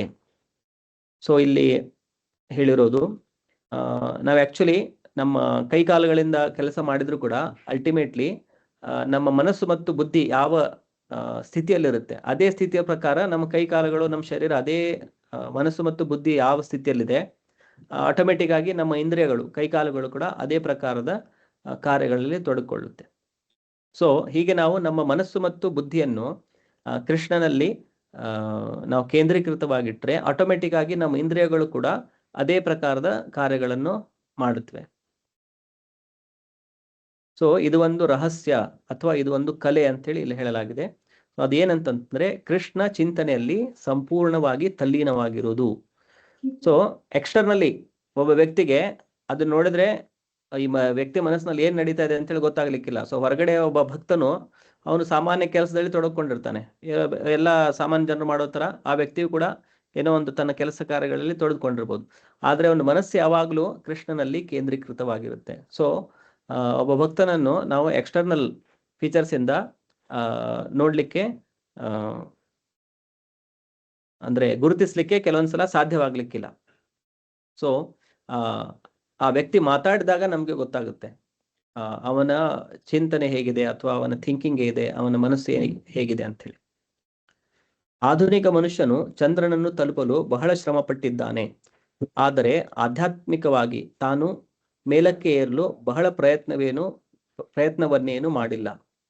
ಒಬ್ಬ ಮನುಷ್ಯನಿಗೆ 50 ವರ್ಷಗಳ ಆಯಸ್ಸು ಉಳಿದಿದ್ದರೆ ಅವನು ಆ ಅಲ್ಪಾವಧಿಯನ್ನು ದೇವೋತ್ತಮ ಪರಮ ಪುರುಷನನ್ನು ಸ್ಮರಿಸಿಕೊಳ್ಳುವ ಅಭ್ಯಾಸವನ್ನು ಬೆಳೆಸಿಕೊಳ್ಳಲು ಉಪಯೋಗಿಸಿಕೊಳ್ಳಬೇಕು. ಈ ಸಾಧನೆ ಭಕ್ತಿ ಮಾರ್ಗ. ಸೊ ಇಲ್ಲಿ ಹೇಳಲಾಗಿದೆ, ಅಂದ್ರೆ ಈಗಿನ ಕಾಲದಲ್ಲಿ ಆಧುನಿಕ ಯುಗದಲ್ಲಿ ಮನುಷ್ಯರು ತುಂಬಾ ಹಂಬಲಿಸ್ತಾ ಇದ್ದಾರೆ. ನಾವು ಚಂದ್ರಗ್ರಹಕ್ಕೆ ಹೋಗಬೇಕು ಅಥವಾ ಮಂಗಳ ಗ್ರಹಕ್ಕೆ ಹೋಗಬೇಕು. ನಾವು ನ್ಯೂಸ್ಗಳಲ್ಲೆಲ್ಲ ಕೇಳ್ತಾ ಇರ್ತೇವೆ, ಮಂಗಳ ಗ್ರಹಕ್ಕೆ ಹೋಗ್ಲಿಕ್ಕೆ ಎಷ್ಟೋ ಅವರು ಸಿದ್ಧತೆಗಳನ್ನು ಮಾಡ್ತಾ ಇದ್ದಾರೆ, ರಾಕೆಟ್ಸ್ ಡೆವಲಪ್ ಮಾಡ್ತಾ ಇದ್ದಾರೆ, ಏನೇನೋ ಸಿದ್ಧತೆಗಳನ್ನು ಮಾಡ್ತಾ ಇದ್ದಾರೆ. ಸೊ ಏನು ನಮ್ಗೆ ಬೇರೆ ಗ್ರಹಗಳಿಗೆ ಹೋಗುವಂತ ಕುತೂಹಲ ಏನಿದೆ, ಅದು ಏನು ಹಂಬಲ ಏನಿದೆ, ಅದನ್ನ ನಾವು ಅದರಿಂದ ಟ್ರಾನ್ಸ್ಫರ್ ಮಾಡಿ ನಾವು ಆಧ್ಯಾತ್ಮಿಕ ಲೋಕಕ್ಕೆ ಹೋಗ್ಲಿಕ್ಕೆ ನಾವು ಅದನ್ನ ಪ್ರಯತ್ನ ಪಡಬೇಕು. ಸೊ ಆ ನಿಟ್ಟಿನಲ್ಲಿ ಈ ಕಲಿಯುಗದಲ್ಲಿ ಆಧ್ಯಾತ್ಮಿಕದಲ್ಲಿ ಮನುಷ್ಯನು ತುಂಬಾ ಪ್ರಯತ್ನವನ್ನು ಮಾಡಿಲ್ಲ. ಸೊ ಭಗವದ್ಗೀತೆಯಿಂದ ಈ ಜ್ಞಾನವನ್ನು ಪಡೆದುಕೊಂಡು ನಾವು ಬೇರೆ ಗ್ರಹಗಳಿಗೆ ಹೋಗುವಂತ ಏನು ನಮ್ಮ ಆಸೆ ಇದೆ ಅದನ್ನು ನಾವು ಕೃಷ್ಣ ಲೋಕಕ್ಕೆ ಹೋಗ್ಬೇಕು ಅಂತ ನಾವು ಅದನ್ನು ವರ್ಗಾಯಿಸಿದರೆ ಅದೇ ಪ್ರವೃತ್ತಿಯನ್ನ, ಬೇರೆ ಗ್ರಹಗಳಿಗೆ ಹೋಗುವಂತ ಪ್ರವೃತ್ತಿ ಇದೆ ಮನುಷ್ಯನಲ್ಲಿ, ಅಲ್ಲಿ ಹೋಗ್ಬೇಕು, ಅಲ್ಲಿ ಏನಿರ್ಬೋದು ಅದರಿಂದ ನೋಡುವಂತ ಕುತೂಹಲ ಇದೆ, ಅದೇ ಕುತೂಹಲವನ್ನು ನಾವು ಕೃಷ್ಣ ಲೋಕಕ್ಕೆ ಹೋಗ್ಬೇಕು ಅದನ್ನು ನಾವು ಬೆಳೆಸ್ಕೊಂಡ್ರೆ ಅವಾಗ ನಮ್ಮ ಜೀವನ ಏನಾಗುತ್ತೆ, ಒಂದು ಸಾರ್ಥಕ ಜೀವನವಾಗಿ ಅದು ಮಾರ್ಪಾಡಾಗುತ್ತೆ. ಆಮೇಲೆ ಇದನ್ನೇ ಭಕ್ತಿ ಮಾರ್ಗ ಅಂತೇಳಿ ಹೇಳೋದು. ಶ್ರವಣಂ ಕೀರ್ತನಂ ವಿಷ್ಣು ಸ್ಮರಣಂ ಪಾದ ಸೇವನಂ ಅರ್ಚನಂ ವಂದನಂ ದಾಸ್ಯಂ ಸಖ್ಯಂ ಆತ್ಮನಿವೇದನಂ. ಸೊ ನವವಿಧ ಭಕ್ತಿ ಅಂತೇಳಿ ಹೇಳ್ತಾರೆ. ಸೊ ಇದು ಶ್ರೀಮದ್ ಭಾಗವತ್ ಪುರಾಣದ ಈ ಶ್ಲೋಕದಿಂದ ಅದು ಬರುತ್ತೆ. ಶ್ರವಣ, ಕೀರ್ತನ, ವಿಷ್ಣು ಸ್ಮರಣ, ಪಾದ ಸೇವನ, ಅರ್ಚನ, ವಂದನ, ದಾಸ್ಯ, ಸಖ್ಯ ಮತ್ತು ಆತ್ಮನಿವೇದನ. ಸೊ ಇದು ನವವಿಧ ಭಕ್ತಿ. ಈ 9 ವಿಧಗಳಲ್ಲಿ ಶ್ರವಣವು ಅಥವಾ ಸಾಕ್ಷಾತ್ಕಾರ ಪಡೆದವರಿಂದ ಭಗವದ್ಗೀತೆಯನ್ನು ಕೇಳುವುದು ಅತ್ಯಂತ ಸುಲಭ. ಸೊ ಈ 9ರಲ್ಲೂ ಕೂಡ ಈ 9 ಕೂಡ ಸುಲಭ ಇದೆ. ಅದರಲ್ಲೂ ಕೂಡ ತುಂಬಾ ಸುಲಭವಾಗಿರೋದಂತಂದ್ರೆ ಫಸ್ಟ್ ಐಟಮ್ ಅದು ಶ್ರವಣ, ಅಂದ್ರೆ ಭಗವಂತನ ಬಗ್ಗೆ ಕೇಳೋದು. ಸೊ ಯಾರಿಂದ ಕೇಳಬೇಕು? ಭಗವಂತನನ್ನು ಸಾಕ್ಷಾತ್ಕಾರ ಪಡೆದವರಿಂದ, ಅವರಿಂದ ಕೇಳಬೇಕು. ಸೊ ಅದು ಅವಾಗ ತುಂಬಾ ಸುಲಭವಾಗಿರುತ್ತೆ. ಸೊ ಈಗ ನಾವು ಪ್ರಭುಪಾದರ ಮುಖಾಂತರ, ಭಗವದ್ಗೀತೆ ಮುಖಾಂತರ ನಾವು ಕೃಷ್ಣನನ್ನು ಅರ್ಥ ಮಾಡ್ಕೊಳ್ಳಿಕ್ಕೆ ಪ್ರಯತ್ನ ಪಡ್ತಾ ಇದೆ. ಸೊ ಪ್ರಭುಪಾದರು ಒಬ್ಬ ಆತ್ಮ ಸಾಕ್ಷಾತ್ಕಾರನು ಹೊಂದಿರುವಂತಹ ವ್ಯಕ್ತಿ. ಸೊ ಅಂಥ ವ್ಯಕ್ತಿಯಿಂದ, ಮುಕ್ತ ಆತ್ಮರಿಂದ ನಾವು ಕೃಷ್ಣನ ಬಗ್ಗೆ ಕೇಳಿದ್ರೆ, ಶ್ರವಣ ಮಾಡಿದ್ರೆ ಅವಾಗ ನಮಗೆ ತುಂಬಾ ಸುಲಭ ಆಗುತ್ತೆ. ಇದು ಶ್ರೋತೃವಿನ ಚಿಂತನೆಯನ್ನು ಪರಮಪ್ರಭುವಿನ ಕಡೆಗೆ ತಿರುಗಿಸುತ್ತದೆ. ಇದು ಭಗವಂತನ ಸ್ಮರಣೆಗೆ ದಾರಿ ಮಾಡುತ್ತದೆ. ದೇಹವನ್ನು ತ್ಯಾಗ ಮಾಡಿದಾಗ ಭಗವಂತನ ಸಹವಾಸಕ್ಕೆ ಯೋಗ್ಯವಾದ ಆಧ್ಯಾತ್ಮಿಕ ಶರೀರವನ್ನು ಪಡೆಯಲು ಇದರಿಂದ ಸಾಧ್ಯವಾಗುತ್ತದೆ. ಸೊ ಇದು ಶ್ರವಣ ಮಾತ್ರದಿಂದ, ಕೇವಲ ನಾವು ಭಗವಂತನ ಬಗ್ಗೆ ಶ್ರವಣ ಮಾತ್ರದಿಂದ ನಮ್ಮ ಚಿಂತನೆ ಪರಮಪ್ರಭುವಿನ ಕಡೆ ತಿರುಗಿಸುತ್ತದೆ. ಆಮೇಲೆ ಭಗವಂತನ ಸದಾ ಸ್ಮರಣೆ ಮಾಡಲಿಕ್ಕೆ ಅದು ದಾರಿಯನ್ನು ಮಾಡಿಕೊಡುತ್ತದೆ. ಮತ್ತೆ ನಾವು ಈ ದೇಹ ತ್ಯಾಗವನ್ನು ಮಾಡಿದಾಗ ಭಗವಂತನ ಜೊತೆ ಸಹವಾಸಕ್ಕೆ ಯೋಗ್ಯವಾದಂಥ ಒಂದು ಆಧ್ಯಾತ್ಮಿಕ ಶರೀರವನ್ನು ಪಡೆಯಲು ಇದರಿಂದ ಸಾಧ್ಯವಾಗುತ್ತೆ. ಸೊ ಇದು ಭಗವಂತನ ಬಗ್ಗೆ ಕೇಳೋದು ತುಂಬಾ ಇಂಪಾರ್ಟೆಂಟ್. ಅದು ಫಸ್ಟ್ ಸ್ಟೆಪ್ ಆಧ್ಯಾತ್ಮಿಕ ಒಂದು ಬದುಕಿನಲ್ಲಿ. ಸೊ ನಾವೆಲ್ಲ ಈ ಕಾರ್ಯವನ್ನು ನಾವು ಮಾಡ್ತಾ ಇದ್ದೇವೆ, ಭಗವಂತನ ಬಗ್ಗೆ ನಾವು ಕೇಳ್ತಾ ಇದ್ದೇವೆ ಈ ಪುಸ್ತಕಗಳ ಮುಖಾಂತರ. ಸೊ ಇದನ್ನು ನಾವು ಇದೇ ಹ್ಯಾಬಿಟನ್ನು ನಾವು ಕಲ್ಟಿವೇಟ್ ಮಾಡಿ ಜೀವನವರೆಗೂ, ಇಡೀ ಜೀವನ ನಾವು ಇದನ್ನು ಪ್ರಾಕ್ಟೀಸ್ ಮಾಡ್ತಾ ಇದ್ರೆ ನಾವು ಖಂಡಿತವಾಗಿಯೂ ಭಗವಂತನ ಧಾಮಕ್ಕೆ ಹೋಗ್ಬೋದು. ಭಗವಂತನು ಇನ್ನೂ ಹೇಳುತ್ತಾನೆ, ಅಭ್ಯಾಸೋಪಯುಕ್ತೇನ ಚೇತಸ ನಾಣ್ಯಗಾಮಿನ ಪರಮಂ ಪುರುಷಂ ದಿವ್ಯಂ ಯಾತಿ ಪಾರ್ಥಾನು ಚಿಂತಯನ್.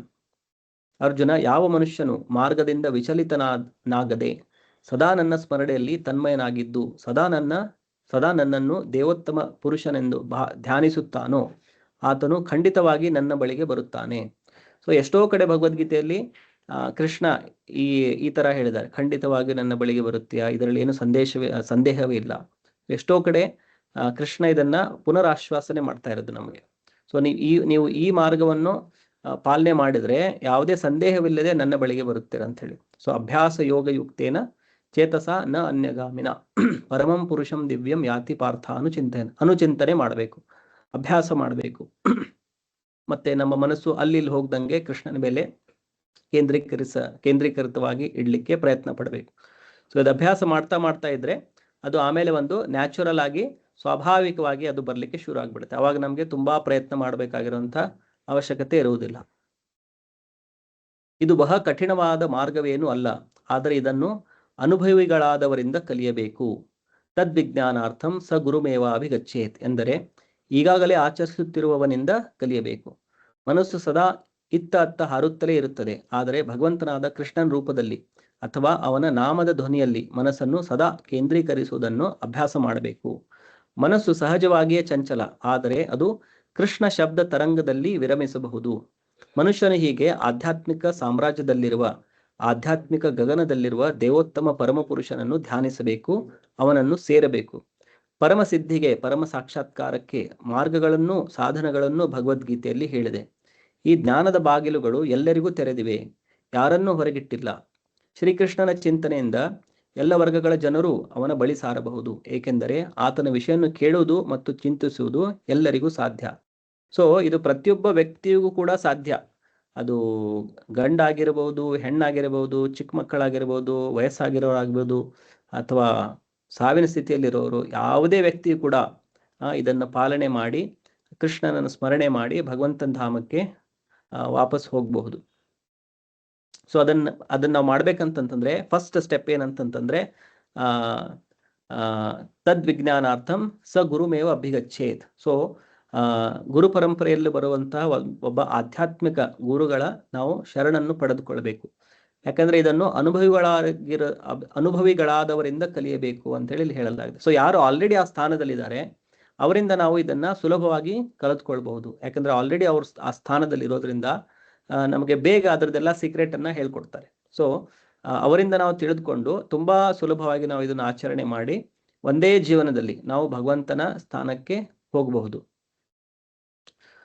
ಆಮೇಲೆ ಆದೋ ಗುರುವಾಶ್ರಮ ಅಂತೇಳಿ ಕೂಡ ಹೇಳಿದ್ದಾರೆ. ಅಂದ್ರೆ ಒಬ್ಬ ವ್ಯಕ್ತಿಗೆ ಆಧ್ಯಾತ್ಮಿಕ ಜೀವನದಲ್ಲಿ ಮುಂದುವರಿಬೇಕಂತಂದ್ರೆ ಫಸ್ಟ್ ಸರ್ವಪ್ರಥಮವಾಗಿ ಆ ವ್ಯಕ್ತಿ ಏನ್ ಮಾಡ್ಬೇಕಂತಂದ್ರೆ ಆದೋ ಗುರುವಾಶ್ರಮ, ಒಬ್ಬ ಅಧಿಕೃತವಾಗಿರುವಂತ ಆಧ್ಯಾತ್ಮಿಕ ಆ ಗುರುವಿನ ಆಶ್ರಯವನ್ನು ಪಡೆದುಕೊಳ್ಬೇಕು.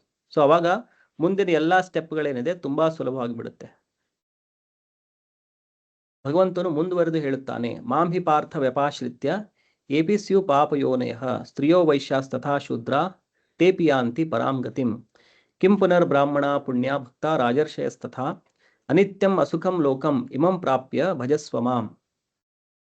ವರ್ತಕನಾಗಲಿ, ಪತಿತ ಸ್ತ್ರೀಯಾಗಲಿ, ಅಥವಾ ಶ್ರಮಜೀವಿಯಾಗಲಿ, ಇಲ್ಲವೇ ಬದುಕಿನ ಅತ್ಯಂತ ಕೆಳಸ್ತರದ ಮನುಷ್ಯರಾಗಲಿ ಪರಾತ್ಪರವನ್ನು ಸೇರಲು ಸಾಧ್ಯ ಎಂದು ಭಗವಂತನು ಹೇಳುತ್ತಾನೆ. ಇದಕ್ಕೆ ಮಹಾಬುದ್ಧಿಯ ಅಗತ್ಯವಿಲ್ಲ. ಭಕ್ತಿಯೋಗದ ತತ್ವವನ್ನು ಒಪ್ಪಿಕೊಂಡು ಭಗವಂತನನ್ನೇ ಬದುಕಿನ ಪರಮಶ್ರೇಯಸ್ಸು ಪರಮ ಗುರಿ ಎಂದು ಸ್ವೀಕರಿಸುವ ಯಾರೇ ಆಗಲಿ ಆಧ್ಯಾತ್ಮಿಕ ವ್ಯೋಮದಲ್ಲಿ ಭಗವಂತನ ಬಳಿ ಸಾರಬಹುದು. ಭಗವದ್ಗೀತೆಯಲ್ಲಿ ಹೇಳಿರುವ ತತ್ವಗಳನ್ನು ಅನುಷ್ಠಾನಕ್ಕೆ ತರುವ ಮನುಷ್ಯನು ತನ್ನ ಬದುಕನ್ನು ಸಂಪೂರ್ಣ ಮಾಡಿಕೊಳ್ಳಬಹುದು ಮತ್ತು ಬದುಕಿನ ಎಲ್ಲ ಸಮಸ್ಯೆಗಳಿಗೆ ಶಾಶ್ವತ ಪರಿಹಾರವನ್ನು ಪಡೆಯಬಹುದು. ಇದೇ ಇಡೀ ಭಗವದ್ಗೀತೆಯ ಸಾರ ಸರ್ವಸ್ವ. ಸೊ ಭಗವಂತನ ಬಳಿ ಹೋಗಲಿಕ್ಕೆ ಯಾವುದೇ ನಿಬಂಧನೆಗಳಿಲ್ಲ ಯಾರಿಗೂ ಕೂಡ. ಅದು ಸ್ತ್ರೀ ಆಗಿರಬಹುದು, ವೈಶ್ಯರಾಗಿರಬಹುದು, ರಾಜರ್ಷಿ ಆಗಿರಬಹುದು, ಬ್ರಾಹ್ಮಣರಾಗಿರಬಹುದು, ಯಾವುದೇ ವ್ಯಕ್ತಿ ಯಾವುದೇ ಒಂದು ನಿಬಂಧನೆಗಳಿಲ್ಲದೆ ಭಗವಂತನನ್ನ ಪ್ರಾಪ್ತ ಮಾಡಿಕೊಳ್ಳಬಹುದು.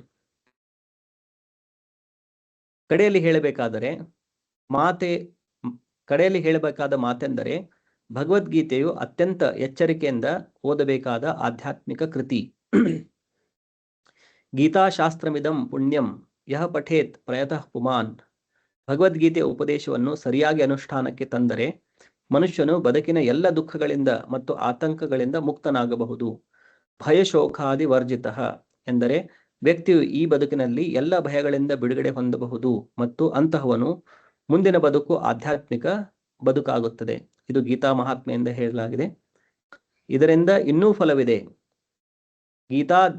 ಗೀತಾಧ್ಯಾಯನಶೀಲಸ್ಯ ಪ್ರಾಣಾಯಾಮ ಪರಸ್ಯ ಚ ನೈವ ಸಂತಿ ಪಾಪಾನಿ ಪೂರ್ವಜನ್ಮ ಕೃತಾನಿ ಚ.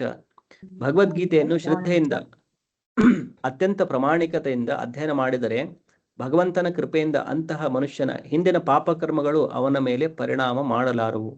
ಇದು ಗೀತಾ ಮಹಾತ್ಮೆಯ 2ನೇ ಶ್ಲೋಕ. ಭಗವದ್ಗೀತೆಯ ಕಡೆ ಭಾಗದಲ್ಲಿ ಭಗವಂತನು ಉಚ್ಚಸ್ವರದಲ್ಲಿ ಹೀಗೆ ಹೇಳುತ್ತಾನೆ: ಸರ್ವಧರ್ಮಾನ್ ಪರಿತ್ಯಜ್ಯ ಮಾಂ ಏಕಂ ಶರಣಂ ವ್ರಜ ಅಹಂ ತ್ವಾಂ ಸರ್ವ ಪಾಪೇಭ್ಯೋ ಮೋಕ್ಷಯಿಷ್ಯಾಮಿ ಮಾ ಶುಚಃ. ಬೇರೆ ಬೇರೆ ಧರ್ಮಗಳನ್ನು ಪರಿತ್ಯಜಿಸಿ ಕೇವಲ ನನಗೆ ಶರಣಾಗತನಾಗು. ಎಲ್ಲ ಪಾಪಗಳಿಂದ ನಿನ್ನನ್ನು ಮುಕ್ತನನ್ನಾಗಿ ಮಾಡುತ್ತೇನೆ, ಹೆದರಬೇಡ. ಹೀಗೆ ಭಗವಂತನು ತನಗೆ ಶರಣಾಗತನಾದವನ ವಿಷಯದಲ್ಲಿ ಎಲ್ಲ ಹೊಣೆಯನ್ನು ವಹಿಸಿಕೊಳ್ಳುತ್ತಾನೆ ಮತ್ತು ಅಂತಹ ಮನುಷ್ಯನಿಗೆ ಎಲ್ಲ ಪಾಪಕರ್ಮಗಳ ಫಲದಿಂದ ರಕ್ಷಣೆಯನ್ನು ಕೊಡುತ್ತಾನೆ. ಓಕೆ, ಆಲ್ಮೋಸ್ಟ್ ಮುಗಿತಾ ಬಂತು ಇದು ಪ್ರಸ್ತಾವನೆ.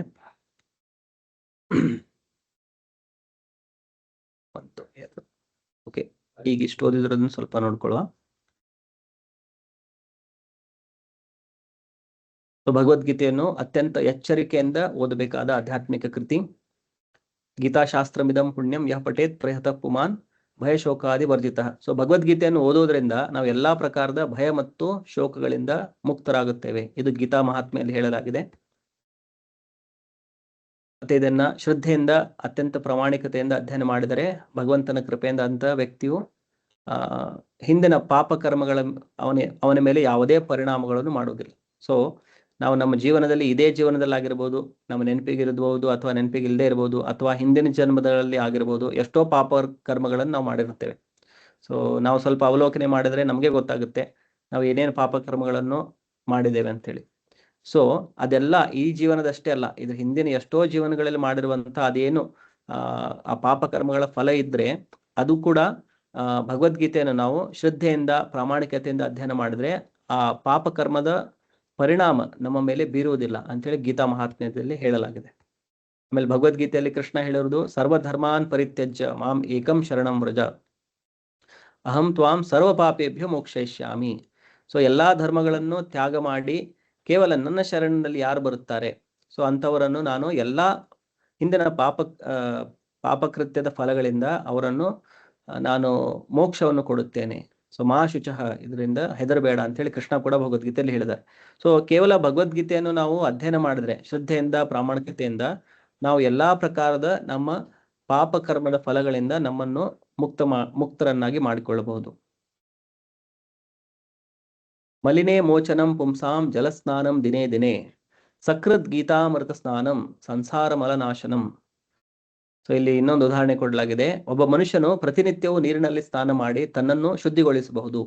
ಆದರೆ ಭಗವದ್ಗೀತೆಯ ಪವಿತ್ರ ಗಂಗಾಜಲದಲ್ಲಿ ಒಮ್ಮೆ ಆದರೂ ಸ್ನಾನ ಮಾಡಿದರೆ ಅಂತಹವನು ಐಹಿಕ ಜೀವನದ ಕೊಳೆಯೆಲ್ಲ ಸಂಪೂರ್ಣವಾಗಿ ನಾಶವಾಗಿ ಹೋಗುತ್ತದೆ.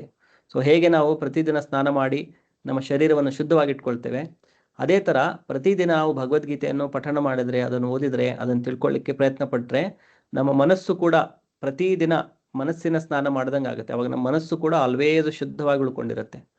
ಸೊ ಇದೆಲ್ಲ ಭಗವದ್ಗೀತೆಯ ಏನದು ಮಹಾತ್ಮೆ. ಇದು ಭಗವದ್ಗೀತೆಯನ್ನು ಓದೋದ್ರಿಂದ ಯಾವ ಥರ ಏನು ಫಲ ಇದೆ ಅಂಥೇಳಿ. ಸೊ ನಮ್ಮ ಮನಸ್ಸು ಯಾವಾಗೂ ಶುದ್ಧವಾಗಿರುತ್ತೆ, ಎಲ್ಲ ಪಾಪಕರ್ಮಗಳಿಂದ ನಾವು ಮುಕ್ತಿಯನ್ನು ಹೊಂದ್ತೇವೆ. ಗೀತಾ ಸುಗೀತಾ ಕರ್ತವ್ಯ ಕಿಮನ್ಯೈ ಶಾಸ್ತ್ರ ವಿಸ್ತರೈ ಯಾ ಸ್ವಯಂ ಪದ್ಮನಾಭಸ್ಯ ಮುಖಪದ್ಮಾದ್ ವಿನಿಸೃತ. ಭಗವದ್ಗೀತೆಯನ್ನು ದೇವೋತ್ತಮ ಪುರುಷನೇ ಹೇಳಿರುವುದರಿಂದ ಬೇರೆ ಯಾವುದೇ ವೈದಿಕ ರಚನೆಯನ್ನು ಓದುವ ಅಗತ್ಯವಿಲ್ಲ. ಸೊ ನಾವು ಭಗವದ್ಗೀತಾ ಒಂದು ಓದಿದ್ರೆ ಮತ್ತೆ ಬೇರೆ ಯಾವುದೇ ವೇದಗಳಾಗಲಿ ಅಥವಾ ವೇದಾಂತಗಳಾಗಲಿ ಅಥವಾ ವೇದಾಂತ ಸೂತ್ರಗಳಾಗಲಿ, ಯಾಕಂದ್ರೆ ಅದೆಲ್ಲ ಸಾರವನ್ನು ಭಗವದ್ಗೀತೆಯಲ್ಲಿ ಹೇಳಲಾಗಿದೆ. ಸೊ ಮತ್ತೆ ಬೇರೆ ಇಂತಹ ಕೃತಿಗಳನ್ನು ಓದುವಂಥ ನಮಗೆ ಅವಶ್ಯಕತೆನೇ ಇರುವುದಿಲ್ಲ. ಗಮನವಿಟ್ಟು ಸದಾ ಭಗವದ್ಗೀತೆಯನ್ನು ಕೇಳಿದರೆ ಮತ್ತು ಓದಿದರೆ ಸಾಕು. ಇಂದಿನ ಯುಗದಲ್ಲಿ ಜನರು ಪ್ರಾಪಂಚಿಕ ಚಟುವಟಿಕೆಗಳಲ್ಲಿ ಎಷ್ಟರ ಮಟ್ಟಿಗೆ ತಲ್ಲೀನರಾಗಿದ್ದಾರೆ ಎಂದರೆ ಅವರಿಗೆ ಎಲ್ಲ ವೈದಿಕ ಸಾಹಿತ್ಯನ ಓದೋದಕ್ಕೆ ಸಾಧ್ಯವಿಲ್ಲ. ಆಮೇಲೆ ನಮಗಿರುವಂಥ ಈಗ ಲೈಫ್ ಸ್ಟೈಲನ್ನು ನೋಡಿದ್ರೆ ನಮ್ಗೊಂದು ಪುಸ್ತಕನೇ ಓದಲಿಕ್ಕೆ ಟೈಮ್ ಸಿಗಲ್ಲ. ಸೊ ಇಷ್ಟೆಲ್ಲ ವೇದಗಳಾಗಲಿ, ವೇದಾಂತ ಆಗಲಿ, ವೇದಾಂತ ಸೂತ್ರಗಳಾಗಲಿ ಅಥವಾ ಬೇರೆ ಬೇರೆ ಪುರಾಣಗಳಲ್ಲಾಗಲಿ ಅದನ್ನೆಲ್ಲ ಓದಲಿಕ್ಕೆ ನಮ್ಮ ಹತ್ರ ಅಷ್ಟು ಸಮಯ ಕೂಡ ಇಲ್ಲ. ಸೊ ಇದು ಒಂದು ಭಗವದ್ಗೀತೆಯನ್ನು ನಾವು ಓದಿದರೆ ಸಾಕು. ಈ ಒಂದು ಕೃತಿ ಭಗವದ್ಗೀತೆ ಸಾಕು, ಏಕೆಂದರೆ ಅದು ಎಲ್ಲ ವೈದಿಕ ಸಾಹಿತ್ಯದ ಸಾರ. ವಿಶೇಷವಾದ ಕಾರಣವೆಂದರೆ ಅದನ್ನು ದೇವೋತ್ತಮ ಪರಮ ಪುರುಷನೇ ಹೇಳಿದ್ದಾನೆ. ಸೊ ಇದನ್ನು ಕೃಷ್ಣ ಸ್ವಯಂ ಹೇಳಿರೋದ್ರಿಂದ, ಸ್ವಯಂ ಭಗವಂತನೇ ಹೇಳಿರೋದ್ರಿಂದ ಇದು ಒಂದು ಪುಸ್ತಕವನ್ನು ನಾವು ಓದಿದ್ರೆ ಸಾಕು. ಬೇರೆ ಯಾವುದೇ ಗ್ರಂಥಗಳನ್ನು, ಕೃತಿಗಳನ್ನು ಓದುವಂತ ನಮಗೆ ಅವಶ್ಯಕತೆನೇ ಇಲ್ಲ. ಆಮೇಲೆ ಗಂಗಾ ನದಿಯನ್ನು ನಾವು ತುಂಬಾ ಗೌರವದಿಂದ ನಾವು ನೋಡ್ತೇವೆ. ಯಾಕಂದ್ರೆ ಗಂಗಾ ನದಿಯಲ್ಲಿ ಸ್ನಾನ ಮಾಡಿದ್ರೆ ನಮ್ಮೆಲ್ಲ ಪಾಪಗಳು ನಾಶವಾಗುತ್ತೆ ಅಂತ. ಆ ಗಂಗಾ ನದಿಗೆ ಅಂತ ಸ್ಥಾನ ಯಾಕಿದೆ? ಆ ಗಂಗಾ ನದಿ ಭಗವಂತನ ಪಾದವನ್ನು ತೊಳೆದು ಬಂದಿರುವಂತಹ ನೀರು. ಭಗವಂತನ ಪಾದವನ್ನು ತೊಳೆದು ಬಂದಿರುವಂತಹ ನೀರು ಅದು ಗಂಗಾ ನದಿಯಾಗಿ ಈ 3 ಲೋಕಗಳಲ್ಲಿ ಅದು ಹರಿತಾ ಇದೆ. ಇದು ವಾಮನ ಅವತಾರದಲ್ಲಿ ಕೃಷ್ಣ ತನ್ನ ಕಾಲನ್ನು ಎತ್ತಿ ಆಕಾಶವನ್ನು ಕವರ್ ಮಾಡಬೇಕಾದ್ರೆ ಈ ಬ್ರಹ್ಮಾಂಡದ ಅಪ್ಪರ್ ಪೋರ್ಷನ್ ಅಲ್ಲಿ ಭಗವಂತನ ಇದು ಕಾಲಿನ ಹೆಬ್ಬೆರಳು ಟಚ್ ಆಗಿ ಅಲ್ಲಿಂದ ಆಧ್ಯಾತ್ಮಿಕ ಜಗತ್ತಿನ ನೀರೇನಿದೆ ಅದರಿಂದ ಭಗವಂತನ ಪಾದ ಅದು ತೊಳೆದುಕೊಂಡು ಅದೇ ನೀರು ಗಂಗಾ ನದಿಯ ರೂಪದಲ್ಲಿ ಬೇರೆ ಬೇರೆ ಲೋಕಗಳಲ್ಲಿ ಅದು ಹರಿತಾ ಇದೆ. ಸೊ ಭೂಮಿಯ ಮೇಲೆ ಅದನ್ನು ಭಗೀರಥರು ತಂದಿದ್ದು. ಸೊ ಈ ನೀರು ಇಷ್ಟು ಯಾಕೆ ಪವಿತ್ರ ಅಂತಂತಂದ್ರೆ ಅದರಿಂದ ಭಗವಂತನ ಪಾದ ಪದ್ಮಗಳನ್ನು ತೊಳೆಯಲಾಗಿದೆ. ಅದಕ್ಕಾಗಿ ಆ ನೀರಿಗೆ ಅಷ್ಟು ವಿಶೇಷತೆ ಇದೆ. ಸೊ ಅದೇ ತರ ಭಗವದ್ಗೀತೆ ಏನಾಗಿದೆ? ಭಗವಂತನ ಮುಖಪದ್ಮದಿಂದ ಬಂದಿರೋದು. ಹೇಗೆ ಭಗವಂತನ ಪಾದ ಪದ್ಮವನ್ನು ತೊಳೆದಿರುವಂತಹ ನೀರು ಎಷ್ಟು ಪವಿತ್ರವಾಗಿದೆ, ಅದೇ ತರ ಭಗವಂತನ ಮುಖಪದ್ಮದಿಂದ ಹೊರಗಡೆ ಬಂದಿರುವಂತಹ ಭಗವದ್ಗೀತೆ ಕೂಡ ಅಷ್ಟೇ ಪವಿತ್ರವಾಗಿದೆ. ಸೊ ಪ್ರತಿದಿನ ಈಗ ನಾವು ನೀರಾದ್ರೆ ನಮ್ಮ ಶರೀರದ ಮೇಲೆ ಹಾಕೊಂಡು ಅದನ್ನ ನಮ್ಮ ಶರೀರವನ್ನು ಶುದ್ಧ ಮಾಡ್ಕೊಳ್ತೇವೆ. ಸೊ ಈ ಭಗವದ್ಗೀತೆಯನ್ನು ನಾವು ನಮ್ಮ ಕಿವಿಯಲ್ಲಿ ಕೇಳೋದರ ಮುಖಾಂತರ ಅಥವಾ ನಮ್ಮ ನಾಲಿಗೆಯಿಂದ ಉಚ್ಚಾರಣೆ ಮಾಡೋ ಮುಖಾಂತರ ನಮ್ಮ ಮನಸ್ಸನ್ನು, ನಮ್ಮ ಚೇತನೆಯನ್ನು ನಾವು ಯಾವಾಗಲೂ ಶುದ್ಧವಾಗಿ ಇಟ್ಕೊಳ್ಬಹುದು.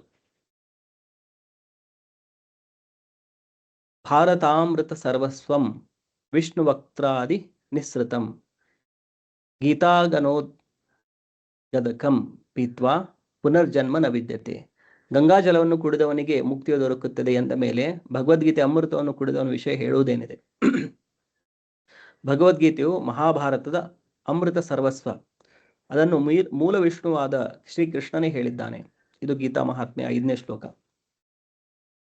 ಭಗವದ್ಗೀತೆಯು ದೇವೋತ್ತಮ ಪರಮ ಪುರುಷನ ಬಾಯಿಂದ ಬಂದಿದೆ. ಗಂಗೆಯು ಭಗವಂತನ ಪಾದ ಕಮಲಗಳಿಂದ ಹರಿದಿದೆ ಎಂದು ಹೇಳಲಾಗಿದೆ. ಭಗವಂತನ ಬಾಯಿಗೂ ಪಾದಗಳಿಗೂ ವ್ಯತ್ಯಾಸವಿಲ್ಲ. ಆದರೆ ನಿಷ್ಪಕ್ಷಪಾತ ದೃಷ್ಟಿಯಿಂದ ನೋಡಿದಾಗ ಭಗವದ್ಗೀತೆಯು ಗಂಗಾಜಲಕ್ಕಿಂತ ಹೆಚ್ಚಿನ ಮಹತ್ವದ್ದು ಎಂದು ಅರ್ಥ ಮಾಡಿಕೊಳ್ಳಬೇಕು.